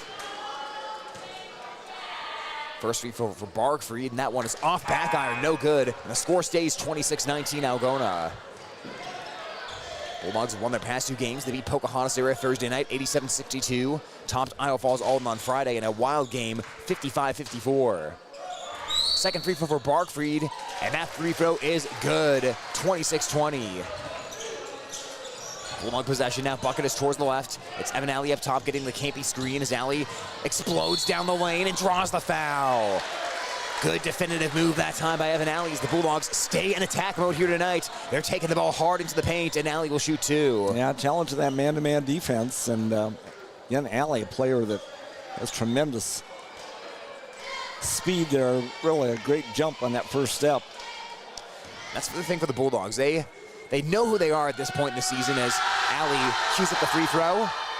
And that one is in and out, no good. You look at the wins of our Pocahontas area and Iowa Falls Alden. The Bulldogs only made 4 and 3 3-pointers in those respective games. They still had good offensive nights because they found other ways to score. Scoring off of turnovers, points in the paint, offensive rebounds, free throws. As that shot is good by Alley, and it's 27-20. 2:54 left in the first half. Bulldogs putting on an excellent defensive performance so far. Up ahead, it's Gallus. Gallus got to the block. He powered it off the window and scored. Good patient jump shot by Gallus. Didn't rush that one up. Alley jukes over towards the baseline. Alley floater from the baseline. No good. Deflection into the lane. Picked up by Gallus on the rebound. Here come the Gales the other direction. Their 6-game win streak in jeopardy tonight. Bulldogs up 27-22. Gallus curling into the lane, rising for the 15-footer, missed it right. Deflection is tracked down, though, by McElroy. McElroy feeds Bargfried in the lane, knocked out of bounds, and the official from behind called a push on that play. That is going to be a foul against Algona, and St. Edmond continues to work the bonus of 2 free throws for Bargfried. They got that one on Eischen, his second personal. Gales do have 4 fouls as well this quarter, so if they foul Algona at any point, Bulldogs will also go to the free throw line as Bargfried splashes the first foul shot to make it 27-23. Clavey comes on to replace Koopman for St. Edmond. This Gale team, they have guys who've now really started to step up around Hunter Horn. It's like we talked about with Algona and Ben Halmers. Of course, you expect Horn to lead the way on any given night, but guys around him have to contribute too, and if you can get a big night from someone in that supporting cast, you're going to pile up a lot of wins for the Gales as Manson drives in, tough angle on the right-hander, off glass, and he missed it. Clavey boxes out for the rebound, and he'll get it out to Gallus. The St. Edmond Jr. dribbling with the right hand, heads down the lane, tried to thread it to Clavey, almost wasn't ready for the ball, got it underneath the bucket, tried to lean back and put it in, but he couldn't do it as the ball sat on the rim and dropped off to Campy for the rebound. Campy throws a pass that's intercepted by McElroy. McElroy slices in, and he got fouled by Eischen. Eischen went for the block that time, had a lot of basketball, but a little bit of contact as well, and it'll be 2 free throws here on the third personal by Eischen. Yeah, 3 now on Eischen as well. He's probably going to come out of the game for the last couple of minutes here of the half. Bulldogs with 2 players now with 3 fouls here in the first half. Yeah, Burns and Eischen both with 3 as Walker gets ready to enter the ball game. Free throw up and good for McElroy. McElroy and Bennett just 43% from the line coming into tonight. First one looks great though, and it's down to a 2-point game. 5 straight points put on the board here by St. Edmond, trying to recapture momentum at the end of this first half. And second one good as well for McElroy to make it 27-26. Algona will call to the bench as Skylar Ostwald dusts off the cobwebs. He'll replace Landon Campy in the lineup. Bulldog lead down to 1 point, and the Gale crowd getting back into it here. Alley across the timeline of 1:45 remaining in the first half. 27-26 Algona. Here is Halmers looking to create. He spins left. Help defense there. Halmers fades for a jumper, and he converts. 3-point lead for Algona. Give Halmers 16 tonight. McElroy brings it across the timeline for the Gales. Feeds it over to Gallus, now to the baseline to Bargfried, and the ball went in between his legs and out of bounds. Not just a little lack of concentration there, or thinking ahead just a little bit too much. Took his eye off the ball, went right between his legs. Well, you're expecting the Bulldog defense to be right on top of you and guys poking at the basketball right away, so you can understand why a guy might get a little sped up as Halmers works towards the left baseline, backs into the corner. He hesitates, he enters the lane, he feeds Walker. Walker jumper, off the back iron, no good, and Horn elevates for the rebound. The junior Horn comes out of the backcourt. He'll work the dribble and give it off to McElroy on the wing. 1 minute left in the first half. McElroy slicing, passing into the corner to Bargfried. Nancy takes away the baseline. Bargfried around the perimeter to Gallus. Lets the free fly, and he swishes it. We are tied at 29. Gallus with a big shot, and momentum St. Edmond. New ball game here, 45 seconds left in the quarter. Ball got knocked away. Bulldogs wanted the foul. They won't get it. Running before his Horn. Here he comes. Layup. No good. Minsky had the contest. Horn came flying in, and once again, a rare miss by Hunter Horn. Stuck on 6 points. Halmers gets the ball over to Alley. Final 24 seconds of the first half. Alley uncorks the free ball. No good. Minsky rebound. Minsky fades back for the jumper off the side of the glass. Jumper again, and that one's down. 3 opportunities for the Bulldogs, 31-29. They shot that one quick, but they got the 2 points. McElroy slices in. He'll find Barfried underneath for the layup. What a find that time by McElroy, and we're tied at 31. 2 seconds, 1 second. Alley set shot from half court, and it's short, and that is the end of the quarter.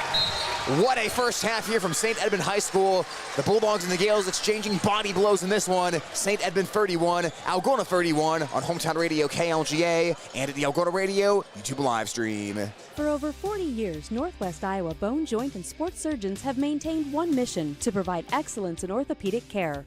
Their team of 9 physicians offers specialized care in everything from arthroscopic same-day surgery to joint replacement, as well as hand and foot surgery, and have an orthopedic surgeon on call 24/7. Healthcare isn't about appointments, it's about taking care of people, and that's their specialty. Visit Northwest Iowa Bone, Joint, and Sports Surgeons on the web at nwiabone.com. Thank you to these sports club members bringing you this game on Hometown and Home Country Radio. Good Samaritan Society, Algona's senior housing and services rooted in God's love. Feed Mill Coffee Company, Algona's locally owned coffee shop. Tangle Salon for all your cuts, colors, hair extensions, and massage therapy needs. Schindler Lawn Care and Landscaping, 515-320-3840. All bringing you this ball game. Where you bank matters. Hi, I'm Sherry Bacon at Security State Bank, and we're relationship bankers. We get to know our customers and understand their financial needs. We're locally owned and operated, which means family, community, and service always comes first. So come to Security State Bank. We'll treat you like family. Security State Bank in Algona, Burt, and Laverne. Member FDIC, Equal Housing Lender. Security State Bank. We've got more sports club members making this broadcast possible on Hometown and Home Country Radio. Algona Frame and Auto Body. We meet by accident. Water connection, from softeners to bottled water and service. Call 295-SOFT. Algona Pizza Ranch. There's so much to love. Cotton Gray Farm Management and Land Realty, downtown Algona. Trusted for farmland service needs since 1960. Algona Livestock. Sales every Monday. Countryside Barbecue Sauce. 2 sauces for all seasons. All bringing you this broadcast on the radio. High school sports on Hometown and Home Country Radio, brought to you by these fine sports club members. Central Financial Group, where you belong. Down to Earth Tree Service, your local Algona Tree Service. Styles Salon, your salon in Algona. Create yourself. Farm and Home Services. View their listings at farmhomeservices.com. Holmes Animal Clinic, animals large and small. They love them all. Dance Connection and Tumbling by Michelle. Passionate about teaching, creative about dance. Visit their studio or danceconnectionbymichelle.com. All bringing you this ball game. More sports club members. Lusher Family Dentistry, serving your family since 1965 on Call Street in Algona. Algona Plumbing and Heating, where a good flush beats a full house. Kasuth Regional Health Center, your home for health care. Walker Chiropractic and Wellness, caring for Algona, Sway City, and surrounding areas with chiropractic, nutritional, and physical therapy services. Reeves Wicked Good Bar and Grill, for wicked good food, drinks, and service, you gotta go to Reeves. High Point Land Company, your trusted land partner in Algona. All bringing you this game on the radio.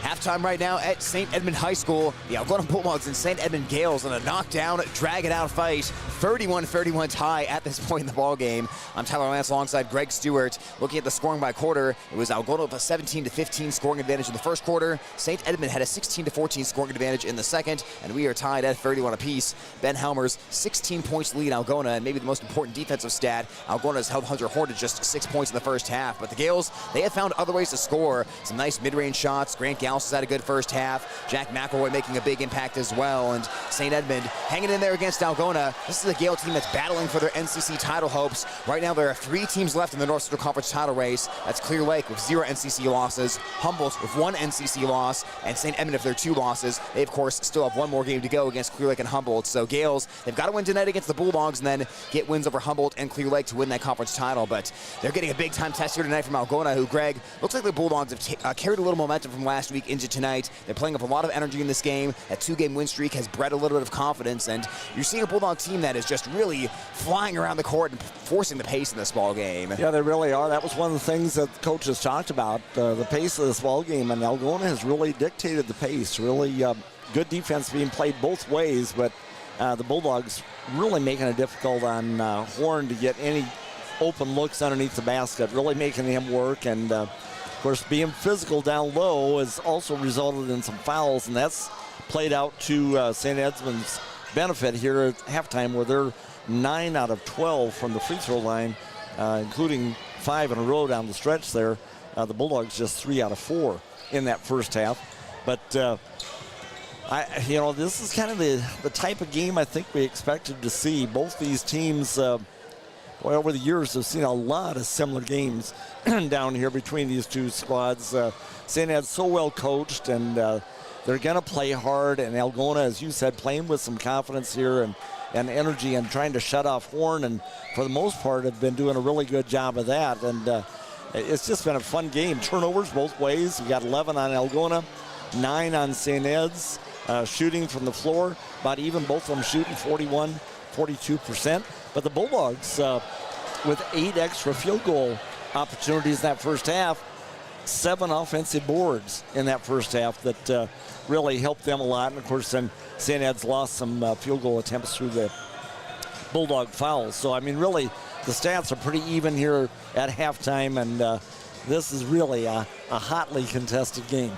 It certainly is, and kind of similar to the first game. That was a close game in spite of the 69-53 final score that St. Edmond defeated Algona by. That was a single-digit game most of the way, but the Gales kind of got away in the last couple minutes of the fourth quarter. But that game was similar as well. Teams shot almost identical on field goal percentage, three-point percentage, and free throw attempts percentage. The big separating factor in that game was St. Edmond had a rebounding advantage, and they had a turnover advantage, and that was enough to push them over the top. But tonight, we've kind of seen things tilt the other way, a little bit towards the Bulldogs in that direction. But now, like we always say, energy in the second half. You played with a lot of energy in the first half. Can you maintain that in half number 2? Especially, I talk all the time, this is very simple, but the way you close quarters is so important for teams, and St. Edmond really closed that second quarter well. It was looking like the Bulldogs going to half up 5, 6, 7 points, but the Gales did a good job of closing it down and tying it here at the half. So can the Bulldogs shake that off and just snatch the momentum back with that energy to start half number 2? Yeah, that's right, because there's going to be ebbs and flows in the second half as well. I would expect this going to be very competitive, and each team is going to have little mini runs.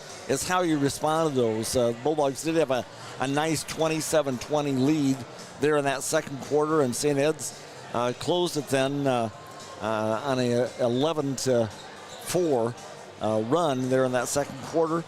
So hats off to them, but I think a couple of times got Algona to hurry up a little bit, take some difficult shots, and then at the other end they got fouled, and as I mentioned, 5 straight free throws there in that last minute and a half of the first half. So there's going to be ebbs and flows. You got to be ready for it. You got to respond to it. And right now everybody's been able to take a deep breath, which you and I have hardly been able to do there in that first half, because I tell you what, I'm just trying to keep track of things on a shot chart here. And I don't dare look down for 2 seconds because something's happening again on the floor, which makes it a fun game for fans to watch, without a doubt. Yeah, it's a fun game, a fun environment, and another good game between these two schools. St. Edmond has won 2 of the last 3 against Algona. Prior to that, the Bulldogs have won 11 straight over the Gales, but past 3 games, the road team has won each time. Obviously, St. Edmond beat Algona at Algona earlier this year, 69-53. Last year, the Bulldogs won in this gym, 71-62, but St. Edmond won at their home gym, 57-52. So, road team has had the advantage in this series. We'll see if that continues tonight. Right now, tied at 31 at the half. We'll step aside for a couple of quick messages. When we come back, half number 2 of basketball action on Hometown Radio KLGA and the Algona Radio YouTube live stream.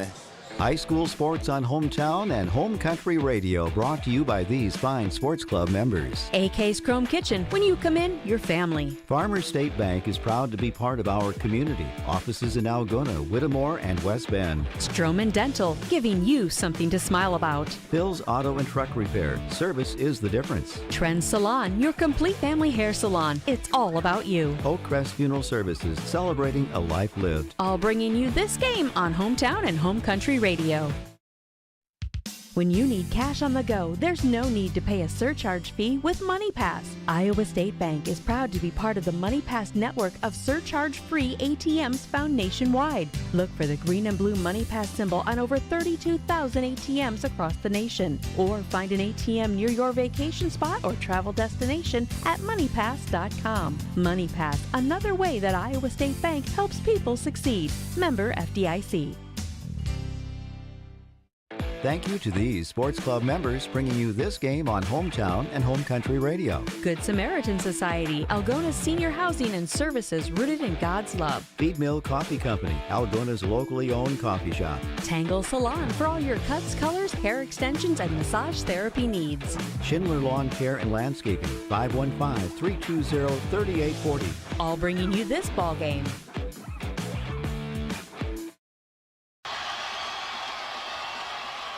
Bulldog fans, this is Nathan Miskey. You're listening to Algona Basketball on KLGA.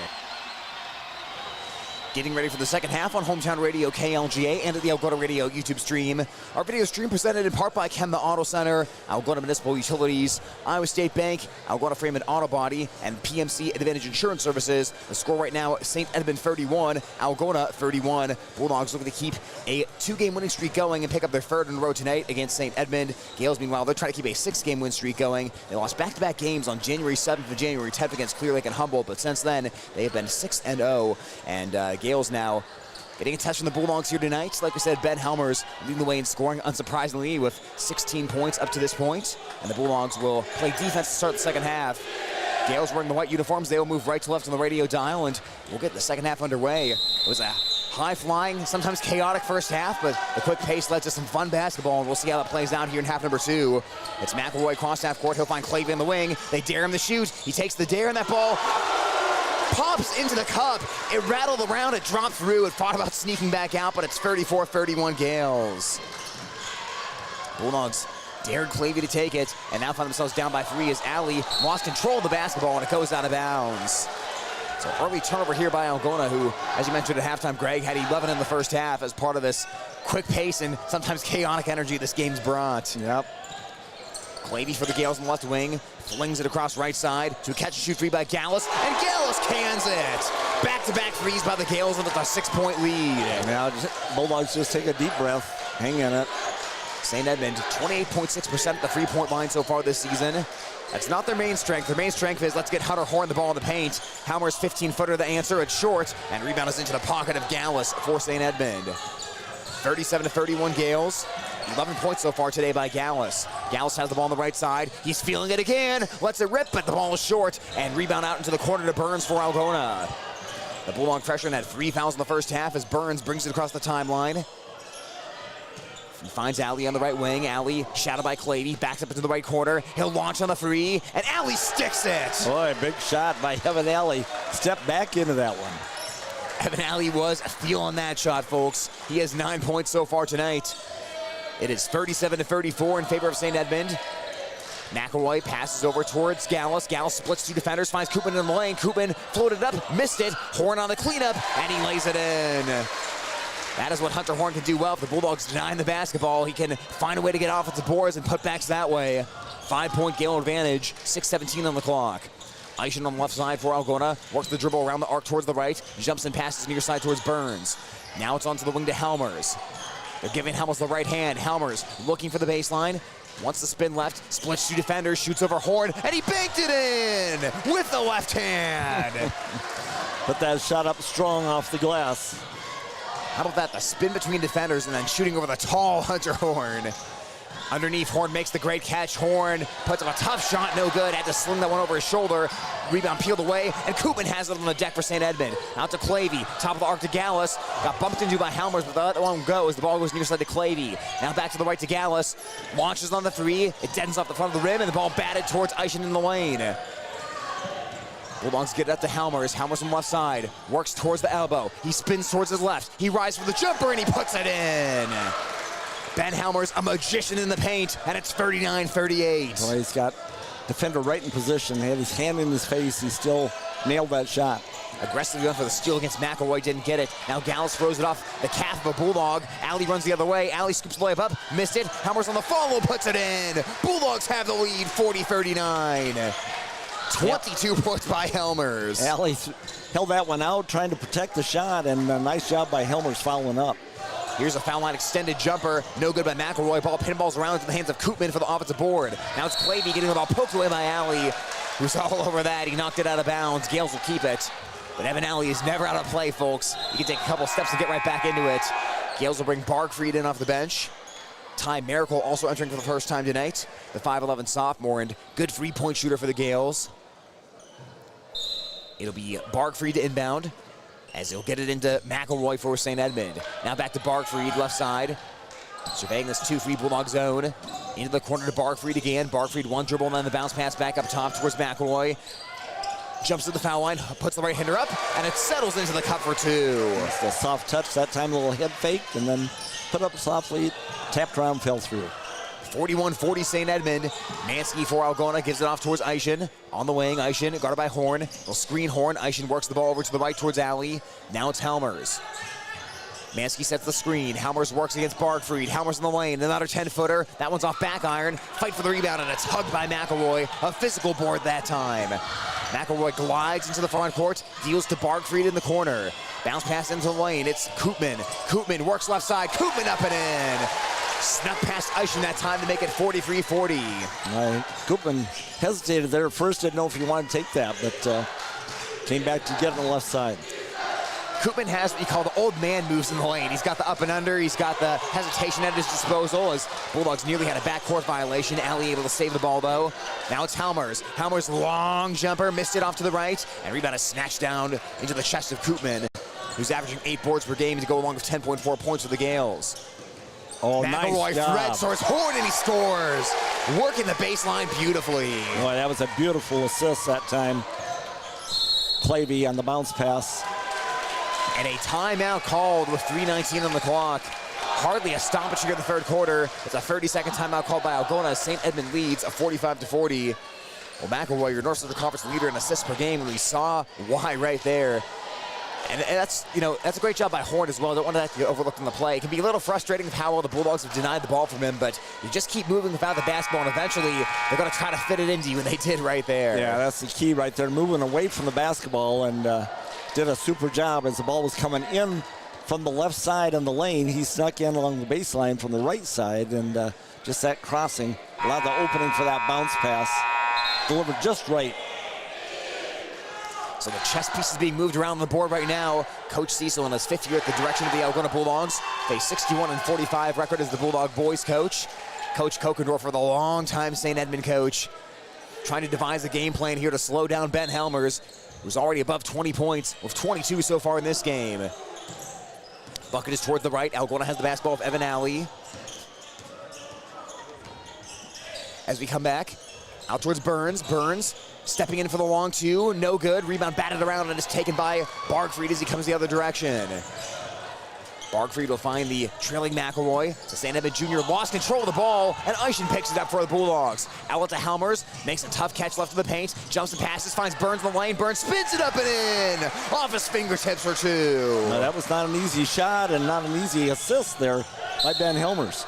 Knock away on the other end as Allie was able to poke the ball out of bounds. St. Edmond will keep it with 2:44 on the clock. Nice awareness by Helmers, though, because he was going to have to take a really wild shot there. But spotted Burns coming down the middle of the lane and got him the ball. Clavey will replace Miracle in the St. Edmond lineup. Bulldogs are very aggressively hunting the outlet pass every time they force a turnover, and they're throwing it into some tight windows themselves. Helmers with the knockaway into the backcourt, but Barkfried is able to chase it down. Just kept it away from Helmers as it gets back across half court. No over and back because that ball was deflected by the Bulldogs. Koopman down to the baseline to Horn. Power dribble, puts it up and puts it in. The strong move by Horn. And a great assist by Koopman as well. 47-42 St. Edmond. Horn starting to get going here in the third quarter. Alley around to the left. Shovels it into the corner to Burns. Horn and Helmers, the number 1 and number 2 scorers in the NCC, but Gales have gotten a lot of other players stepping up big tonight. Helmers on the right side. Here comes the alley screen.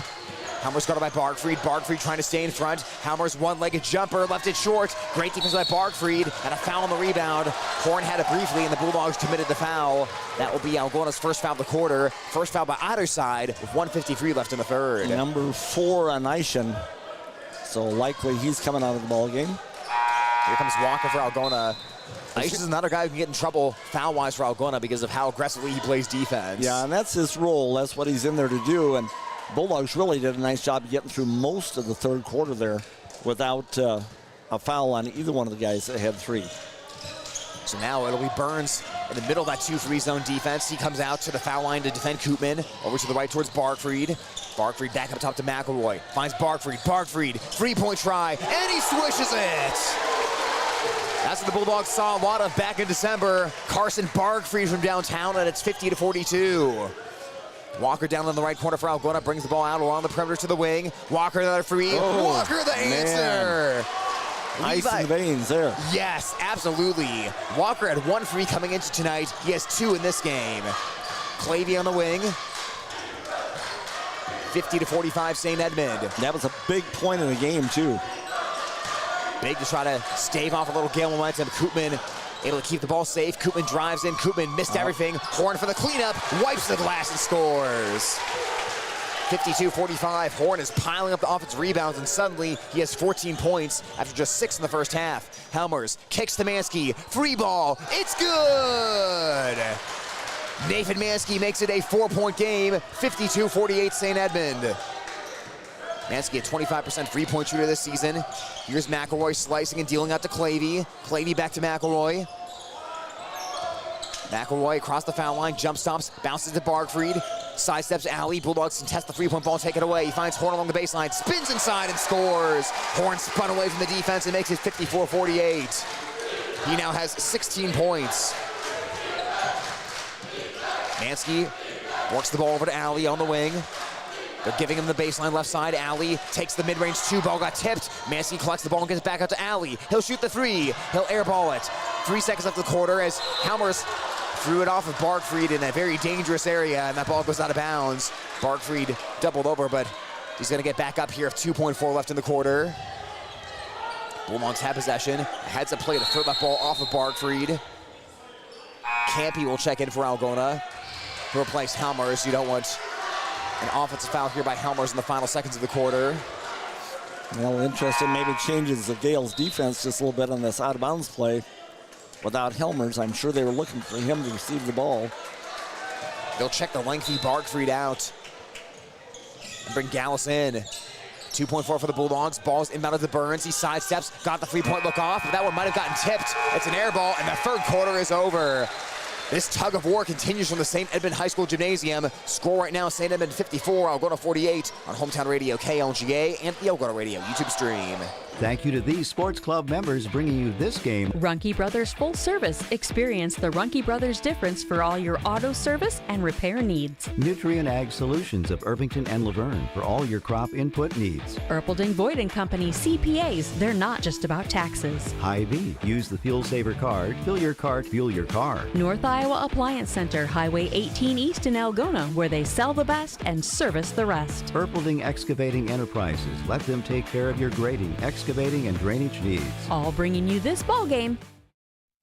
When you need cash on the go, there's no need to pay a surcharge fee with MoneyPass. Iowa State Bank is proud to be part of the MoneyPass network of surcharge-free ATMs found nationwide. Look for the green and blue MoneyPass symbol on over 32,000 ATMs across the nation. Or find an ATM near your vacation spot or travel destination at MoneyPass.com. MoneyPass, another way that Iowa State Bank helps people succeed. Member FDIC.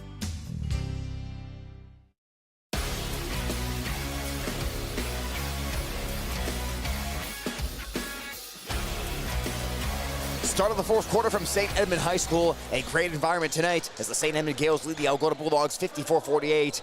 After the game was tied at halftime, the Gales had the 23-17 scoring advantage in quarter number 3.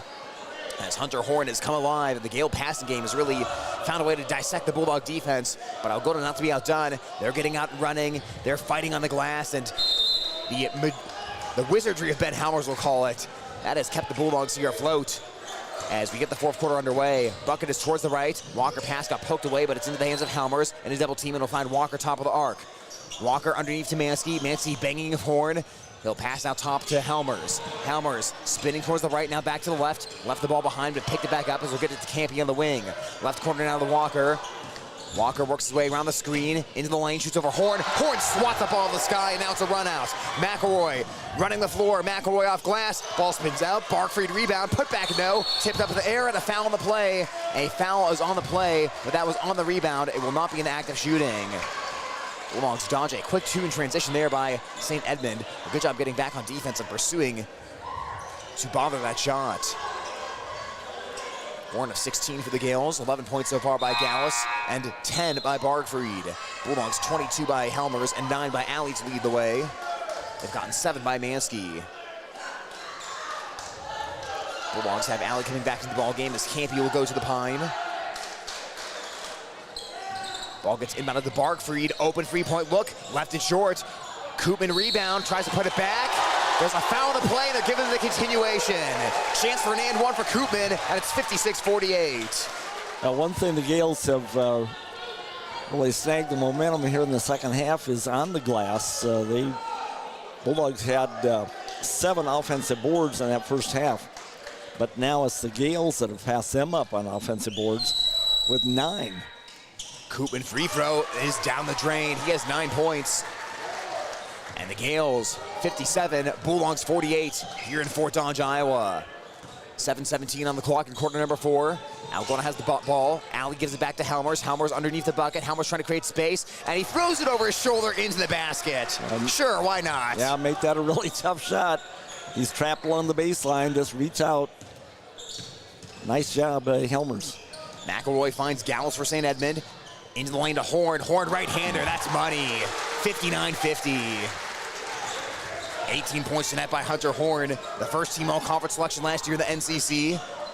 He and Ben Helmers will certainly be on the first team list, barring a crazy change of heart in the voting this year.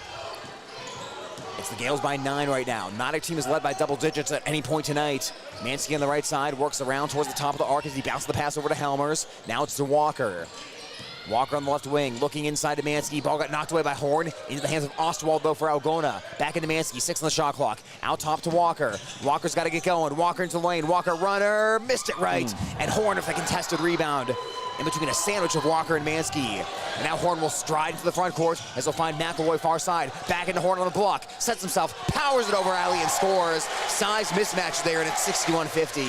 Yeah, the game's starting to slip away here a little bit. The Bulldogs have got to get the handle on the defensive end and keep it away from Horn. Alley pressing on the lane, swatted by Horn. Oh my goodness. Algona keeps the basketball as Horn is taking over this game here in the fourth quarter. This is about where it got away from Algona the first time these teams matched up, so Bulldogs are going to have to dig deep here and get back into this one. Right now down by 11. Timeout called on the floor with 5:55 remaining in the fourth quarter. It's St. Edmond 61, Algona 50 here on Hometown Radio, KLGA. High school sports on Hometown and Home Country Radio, brought to you by these fine sports club members. Signworks Inc. For all your signage needs and printed apparel, stop in or call 295-9544. New Way K&H Co-op, delivering exceptional value through knowledge and innovation. West Bend Ford, meeting your service, new and used vehicle needs. Tom Eischen Sales, your store in the country, carrying steel and Toro products and Green Mountain pellet grills. PMC Advantage Insurance Services, insuring our neighbors for over 80 years. All sponsors of this game broadcast. Bulldog fans, this is Jacob Burns. You'll listen to Algona basketball on KLGA. Final 5:55 of the fourth quarter on Hometown Radio KLGA. St. Edmond has outscored the Algona Bulldogs 13-2 so far to start off I beg your pardon. They've outscored them 7-2 so far to start off the fourth quarter. And the score right now, 61-50. It is Hunter Horn leading the way of 20 points for St. Edmond. Ben Helmers, 24 for Algona. And the Stars have shown bright tonight here in Fort Dodge. It'll be Mansky inbounding the ball for Algona. Far side baseline. Mansky looking, nothing open initially as he'll hold and he'll lob it into Burns and he'll make the catch out beyond the perimeter. They'll find Walker, who's hit a couple big threes tonight. Walker spinning around for Algona, gets it into the corner to Eischen, who's playing with 4 fouls. Now rounds left towards Helmers. Helmers gets the Mansky screen. Helmers now against Horn. Hits the spin move, gets inside, rolls it up and in. A long step on that spin move, took him right into the rim. Nice job. 26 points by Ben Helmers, averaging 25 per game for the Bulldogs, and taking over 19.5 shot attempts per game, and you can see why here tonight. Here's Koopman. Got turned around and got it outside to McElroy. Now over to Gallus in the right corner. Drives by Mansky. Eischen help defense. Passing the corner to Barkfried. Look out. Catch and shoot, and he drills it. Yep.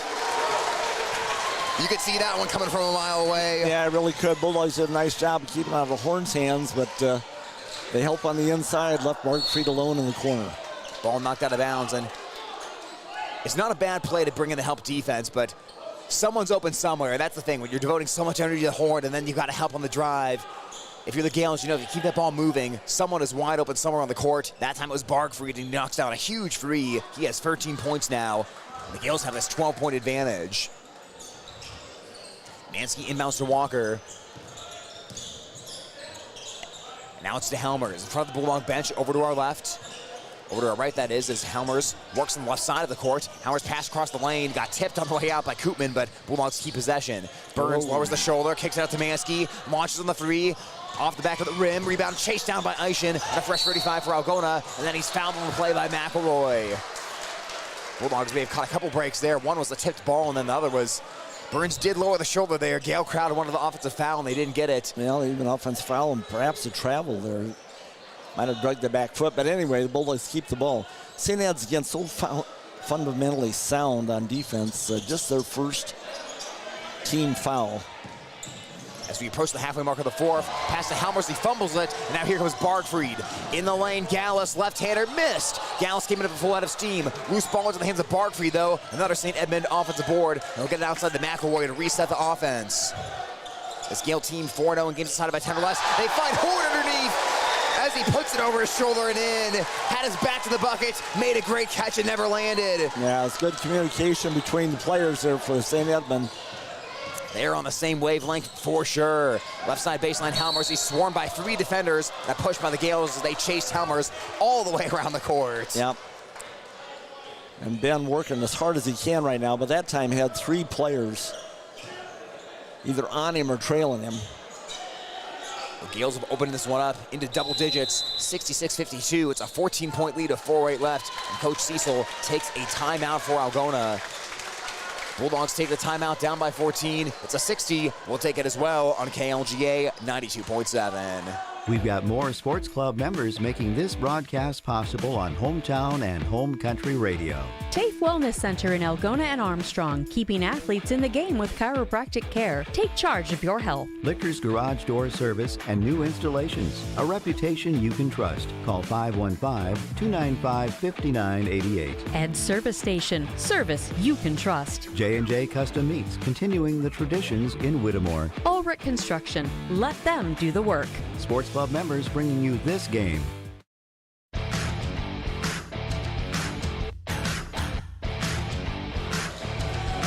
Welcome you back inside the St. Edmond High School Gymnasium. Gales have a 66-62, make that 66-52 lead over the Algona Bulldogs on Hometown Radio KLGA. Well, the word that Coach Cecil used to describe St. Edmond was disciplined, and I think we're seeing that on offensive end. The way they're moving the basketball tonight and finding the cutting man and frankly moving without the ball has been exceptional as they pick apart the Bulldog defense. Mansky inbound to Helmers. Helmers off the back of the iron, no, and Gales come out with the rebound. With the ball right now, it is McElroy for St. Edmond. McElroy bounce pass towards Gallus. Works into the paint, feeds the ball to Koopman. Koopman around towards the left as they'll feed Horn in the lane. Horn right side, Horn off glass. Drew the foul and put it down. Hunter Horn is going beast mode here in the fourth quarter, and the Gales lead 68-52. Yeah, super quick on the reverse pivot there by Horn. He knew where the defender was and took quick advantage of it. Quick release on the ball. Chance of a 3-point play. Horn has taken more free throw attempts than anybody in Class 1A. 7.6 free throw attempts per game. and he's shooting them just under 76%, so sometimes big struggle of free throws, not Hunter Horn. And credit the Bulldogs, this is his first one tonight. That free throw is good, and it's 69-52. Horn has gotten his points other ways, though. 25, as 19 of those 25 have come in the second half. Eischen on the wing for Algona.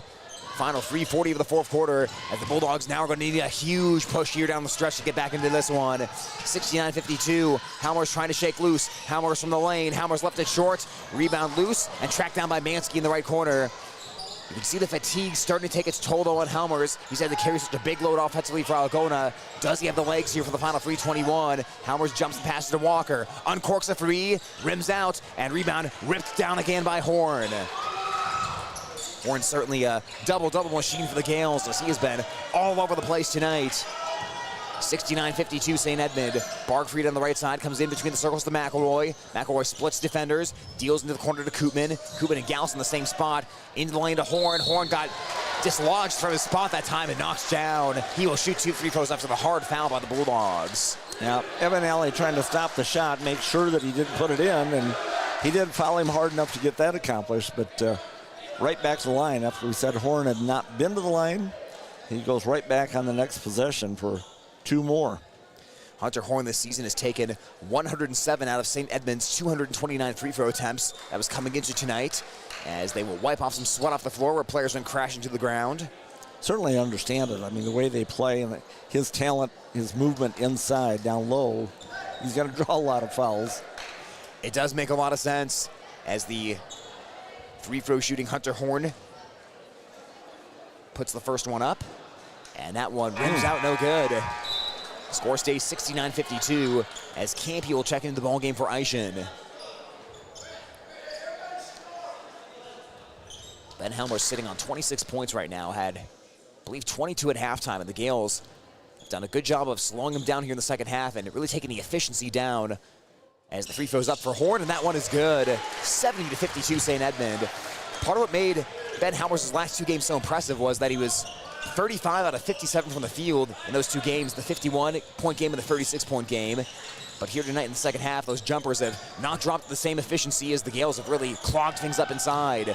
18-point lead for St. Edmond. Final 2:38 of the fourth. Helmer long strides in the lane, deals to Mansky, corner pocket Trey, and Mansky converts. Down to 15 now, 70-55 as Mansky into double figures of 10 points. His second free of the night. Here's Horn. Horn down the lane. Horn barrels inside, puts it up and in. They let them play on that one as he went into the body of Mansky, and it's 72-55. Give Horn 27 points. Again, 21 of those in the second half, folks. He has been on a mission right now. Spin move by Mansky, and his jumper's up and in. Yeah, that was a pretty shot by Mansky.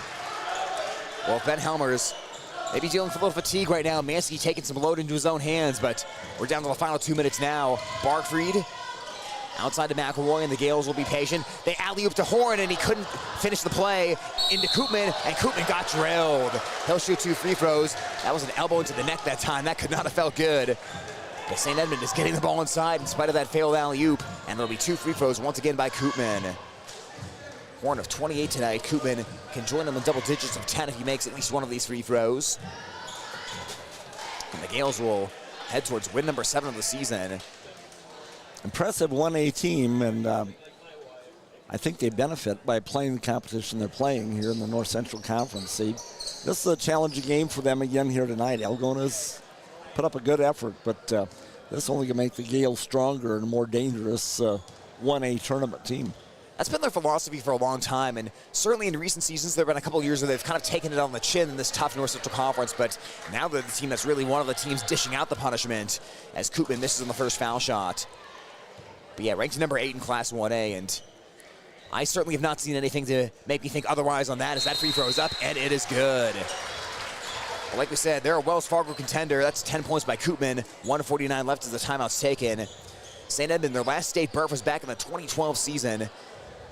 But they've been to state 13 times in their program history, and a lot of that under Coach Kokendorfer, who, as you mentioned, has been there for a long time. And as you know, Greg, he has a way he wants his team to play basketball, and his guys really fit into that mold. They play hard, they really rebound extremely well, and they're disciplined. They had some issues with turnovers in the first half, but in the second half, much better passing, really picking apart the Bulldog defense and getting Horn involved in a big-time way. Yeah, absolutely. I've got the Gales with only 2 turnovers in the second half. And the other thing has been the offensive boards. Algona had an early advantage that way, and St. Ed's has turned that around now with 11 offensive boards of their own, topping Algona right now, who has 8. Decent effort, but yeah, they're just fundamentally sound, and they come at you, and the passing is always really crisp and disciplined. I think that was one word that came up in the pregame, discipline, and that, you know, Adolf has been coaching a long time, and his teams, the personnel changes, but the makeup of the team, the approach of the team doesn't, and they're pretty dependably a very solid competitor. Yeah, that's a good way to describe it. And it's a good area of 1A basketball. Of course, you have St. Edmond ranked at the number 8 spot in Class 1A. Bishop Garrett a couple spots behind them at number 10, who St. Edmond beat earlier this year, by the way. Final 140 of this quarter. As St. Edmond leads Algona 73-57 in quarter number 4. Mansky top of the arc, lets it rip on a three-point ball. Deflection off to the right off the miss, but rebound is tracked down by Walker, who shovels it behind his back, but it goes into play to Gallus, who takes the ball for St. Edmond. Outlet to Horn. Horn got undercut by Alley that time. Somehow kept his feet in spite of his lower body being dislodged, and he will trek back to the free throw line because St. Edmond is in the bonus. Well, they kept him off the free throw line the first 3 quarters, but now Horn is making his way to the charity stripe time and time again and trying to get to a 30-point mark tonight. He's at 28 right now. Ben Helmer's not far behind, 26 for Algona, but as you mentioned, he may be out of energy in this one. Well, I think as the Gales started to pick up a little momentum there, started the second half and started to get a 7-8 point lead, I think Ben felt more pressure to do things himself, and it is a 30-piece for Horn, who makes both free throws. And who could blame Helmers, especially the first half, the way it went, the way he scored. It kind of felt like they needed to continue in the second half for the Bulldogs to win this one, as Alley loses control of the dribble, and Koopman picks up the basketball for St. Edmond with 1:12 left. Gales in control, 75-57. They feed Horn underneath. He got head again, and he put it in! Are you kidding me, Hunter Horn? He reversed. I don't even think he saw the bucket, but somehow slung it over his shoulder into the bucket. Now that's just good court sense. He knew exactly where he was and where that basket was approximately. He knew he was going to get fouled, and just put it back up over his head. Soft enough touch, and indeed he got hit. And another chance of a three-point play. Explosive second half here for Hunter Horn. My goodness. Hunter Horn now 32 points. As Evan Alley out of the ballgame for Algona, make it 33 for Horn on the made free throw. St. Edmond leading Algona 78-57 right now, 1:07 left, and Horn will check out for the final time tonight. And get a nice round of applause from the hometown crowd here at St. Edmond. Final 1 minute of the ballgame. Helmers guarded by Bargfried on the wing. Works against Koopman now. Helmers spinning into the lane. Helmers fades back for the jumper, and it deflects off to the right. No. Koopman sails in for the rebound. Campy takes it out of his hand, and then Campy fouled by Koopman. With 50 seconds left in the ball game. So Campy continuing the hustle for Algona. At foul number 3 against St. Edmond. As the Gales will come off of tonight's game. They'll play a non-conference game Thursday night, hosting the West Bend Mallard Wolverines. Bulldogs will dust themselves off and host Webster City on Friday night, then Mason City on Saturday. Burns sailing inside, missed from point blank. Rebound by Koopman, and a good at the Bargfried. Bargfried inside, Bargfried lays it up and in. 80 points for St. Edmond tonight. Folks, this game was tied at halftime. The score is now 80-57. This has been an unbelievable fourth quarter by the Gales. 3-point ball, Campy in and out. Mansky rebounds. Mansky put back up and in. Give Mansky 14 points tonight. A solid evening for the Bulldogs sophomore. And the benches are going to empty here. St. Edmond will bring in Jackson Calvert into the ball game. Carson Bargfried checks out as well with 15 points tonight. Some consistency from him. 16 points last time he saw the Bulldogs. 15 in this one. As ball's inbounded to Calvert. Final 23 seconds ticking away in this ballgame. St. Edmond gets the ball across half court to Koopman. Koopman to Calvert, now down to the baseline to Clavey. In the lane, they'll feed Miracle underneath, and Miracle lays it up and in off a nice feed by Koopman. 82-59 Gales. The fourth quarter scoring numbers are not going to be pretty if you're a Bulldog fan when you look at it in the post game. Helmers into the lane. Helmers got hacked with 3 seconds left, and he'll shoot 2 free throws. The score at the end of the third was St. Edmond 54, Algona 48. So we'll do the math on that here in a little bit, but Gales are now above the 80-point mark as Ben Helmers will shoot with 3 seconds left. Gales will bring Jacob Nealand, the 6'2" sophomore, into the game. Jacob Koopman checks out. Gales done a good job bringing out their starters one by one and letting them each get acknowledged by the crowd with this crazy fourth quarter effort to put away the Bulldogs. 28-11, now 12. That is an explosive fourth quarter here put together by St. Edmond. Helmers makes the first free throw to give him 27 points. It won't be enough, but it was a valiant effort today by Ben Helmers as the second free throw goes down as well. 28 for Helmers. Gales dribble out the clock, and that is it. St. Edmond dominates the fourth quarter here at home, and they pull away from the Bulldogs to win this one 82-61. With the victory, the Class 1A number 8 ranked Gales improved to 13-2. They have their 6th win in a row, and they are now 7-2 in the NCC. With the loss, Algona will drop to 6-9. Their 2-game win streak comes to an end. They fall to 3-5 in the North Central Conference. We'll come back with our post-game stats after this on Hometown Radio KLGA and the Algona Radio YouTube stream. High school sports on Hometown and Home Country Radio, brought to you by these fine sports club members. Central Financial Group, where you belong. Down to Earth Tree Service, your local Algona Tree Service. Styles Salon, your salon in Algona. Create yourself. Farm and Home Services, view their listings at farmhomeservices.com. Holmes Animal Clinic, animals large and small, they love them all. Dance Connection and Tumbling by Michelle, passionate about teaching, creative about dance. Visit their studio or danceconnectionbymichelle.com. All bringing you this ball game. Where you bank matters. Hi, I'm Sherry Bacon at Security State Bank, and we're relationship bankers. We get to know our customers and understand their financial needs. We're locally owned and operated, which means family, community, and service always comes first. So come to Security State Bank. We'll treat you like family. Security State Bank in Algona, Burt, and Laverne. Member FDIC, Equal Housing Lender. Security State Bank. High school sports on Hometown and Home Country Radio, brought to you by these fine sports club members. Central Financial Group, where you belong. Down to Earth Tree Service, your local Algona Tree Service. Styles Salon, your salon in Algona. Create yourself. Farm and Home Services, view their listings at farmhomeservices.com. Holmes Animal Clinic, animals large and small, they love them all. Dance Connection and Tumbling by Michelle, passionate about teaching, creative about dance. Visit their studio or danceconnectionbymichelle.com. All bringing you this ball game. High school sports on Hometown and Home Country Radio, brought to you by these fine sports club members. AK's Chrome Kitchen, when you come in, your family. Farmers State Bank is proud to be part of our community. Offices in Algona, Whittemore, and West Bend. Stroman Dental, giving you something to smile about. Bill's Auto and Truck Repair, service is the difference. Trend Salon, your complete family hair salon. It's all about you. Oak Crest Funeral Services, celebrating a life lived. All bringing you this game on Hometown and Home Country Radio. For over 40 years, Northwest Iowa bone, joint, and sports surgeons have maintained one mission: to provide excellence in orthopedic care. Their team of 9 physicians offers specialized care in everything from arthroscopic same-day surgery to joint replacement, as well as hand and foot surgery, and have an orthopedic surgeon on call 24/7. Healthcare isn't about appointments, it's about taking care of people, and that's their specialty. Visit Northwest Iowa Bone, Joint, and Sports Surgeons on the web at nwiabone.com.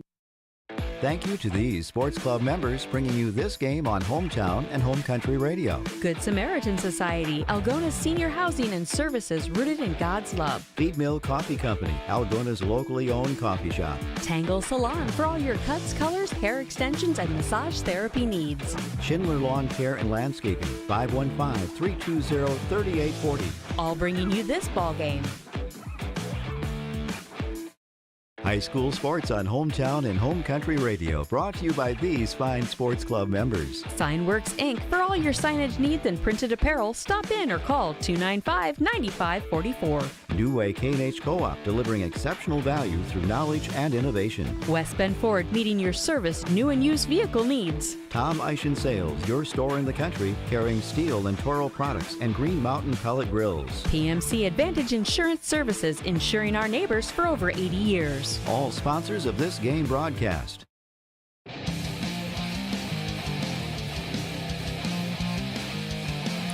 Wrapping things up from St. Edmond High School, where the Gales run away in the fourth quarter and defeat the Algona Bulldogs by a final count of 82-61 on Hometown Radio KLGA and at the Algona Radio YouTube stream. I'm Tyler Lance alongside Greg Stewart, looking at a few final numbers for tonight. Scoring by quarter will tell a very interesting story in this ball game, because even though the final margin was plus 21 for St. Edmond, it was a close game throughout much of this game until a dominant fourth quarter. In the first, Algona had a 17-15 scoring advantage. Then St. Edmond had a 16-14 advantage in the second quarter, tying this game at 31 at the half. In the third quarter, St. Edmond outscored Algona 23-17 as the score at the end of three was 54-48 Gales. Then in the fourth, 28-13 St. Edmond. They controlled the fourth quarter and the Bulldogs ran out of gas. St. Edmond wins this one 82-61. Some individual leading scores for St. Edmond. Hunter Horn with an electric second half, finished with 33 points after having just 6 points in the first half. Joining him in double digits were Carson Barkfried scoring 15 points on the bench, Grant Gallus scoring 11, and Jacob Koopman scoring 10. Not to mention 7 points by Andrew Clavey and 6 by Jack McElroy. So a very good scoring night, balanced around Horn for St. Edmond. Meanwhile, for Algona, like we said, a valiant effort by Ben Helmers. 28 points in this ball game, but it was not enough in this Bulldog defeat. Nathan Mansky scored 14. Evan Alley had 9. Levi Walker had 6. Jacob Burns with 2 for the Bulldogs, as Algona will fall to 6-9 at the loss. St. Edmond will improve to 13-2. Well, Greg, that was an interesting game. It was a great environment and very hard fought for a lot of this night, but much like the first match, it was kind of the same formula for St. Edmond. Cleaner basketball in the second half. They took care of it. The Bulldogs weren't able to force as many turnovers and get as many transition opportunities. Then in the fourth quarter, the Gales just really picked apart Algona off the passing game. An excellent Class 1A team, like you mentioned, and they really showed it in the second half tonight. Yeah, they really did, and yeah, this game is kind of hard to believe. 31-31 at half, as you said, and anybody's game yet at the end of the third quarter at 54-48, but that fourth quarter was as close to a clinic offensively as I think you could get. I kind of looked at my stats a couple times here, and of course these are unofficial stats, but I know I'm close at least.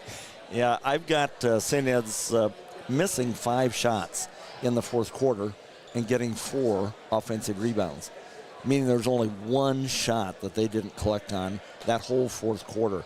In addition to that, they made 7 out of 9 at the free throw line.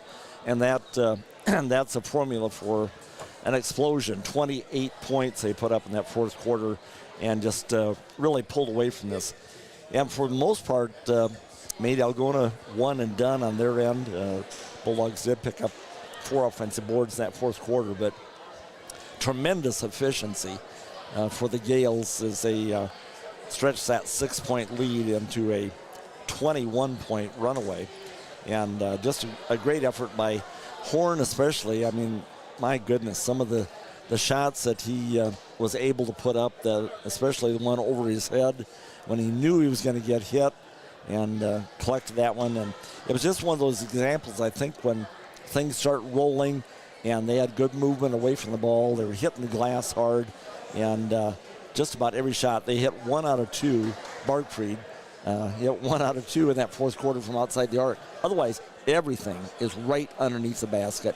They repeatedly got inside, and as I mentioned, missed 5 times. One of them was 3. The other 4 were inside, but they got 4 offensive boards out of that. And when you are able to score with that much efficiency, not many people are going to keep up with you. And on the other side, Ben Helmers had a great night, but I think, as you mentioned, that legs have to start getting tired when you're carrying that much weight, especially usually having 2 or 3 guys on him. And the later it got, I think, it appeared to me that Ben was naturally thinking, I've got to do more. I've got to do more. And he kept on trying to do more, and I think that just pushed the needle a little bit farther the other way, probably, for the Bulldogs. I'm not faulting the effort there at all. Bulldogs played hard and really were in this ball game all the way through that third quarter, but just an outstanding effort by St. Edmunds in the fourth quarter. And as I mentioned, they're as a 1A team, they're not unbeatable, but they're going to be hard to handle in tournaments. Looking at some of the final stats that I had on my shooting chart, not surprising that the Gales shot so well in the second half. Matter of fact, in the second half, just about 65% in the second half from the field. They were 19 out of 30 from the field in the second half, which is just just incredible. And the Bulldogs really were playing pretty good defense, I thought, for the most part. For the game, the Gales then end up 29 out of 54, 54% from the field for the game. But as I mentioned, 65 in that second half. Bulldogs 25 out of 64. Bulldogs actually got more field goal attempts, but probably a lot of that due to the number of times the Gales went to the free throw line. Bulldogs made 25 out of 64, 39%. Both teams made 6 3-pointers tonight. The Gales a little bit more efficient, 6 out of 12, 50% behind the arc. The Bulldogs 6 out of 19. And then the big discrepancy at the line, where the Bulldogs did well, made 5 out of 6. But the Gales 16 out of 21. That included 7 out of 9 there down the stretch in the fourth quarter when they exploded for that 28 points. So an 11-point gap at the line, and certainly I don't think anybody had too many gripes about the officiating. It was it was called well. The Bulldogs were doing everything they could to stop the inside presence, and that's going to result in trips to the free throw line, and especially down the stretch. I mean, that third quarter, St. Edmond's shot no free throws.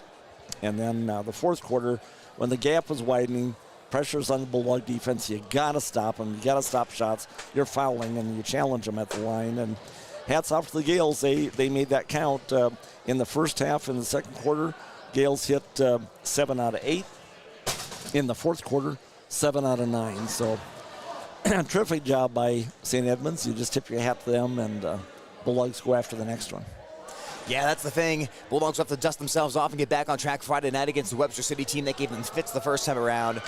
But, you know, Horn, like we said, great job of the first half of the Bulldogs controlling him. But St. Edmond, they're so good at making those small adjustments, and eventually they're going to just force the door open because of how well they move without the basketball. Horn was in motion all night long, and sometimes bigs they're not super mobile. They get kind of stuck in one spot in the court. That is not the case of Horn. He is all over the place, and the St. Edmond guards are just so good at always looking for him. And if they can't find him initially, they'll move off to the next option and eventually work their way back to Horn. So that was a lot of what we saw in the second half, and especially, too, this Algona team, defensively, they're so predicated on getting turnovers and turning those turnovers into offense.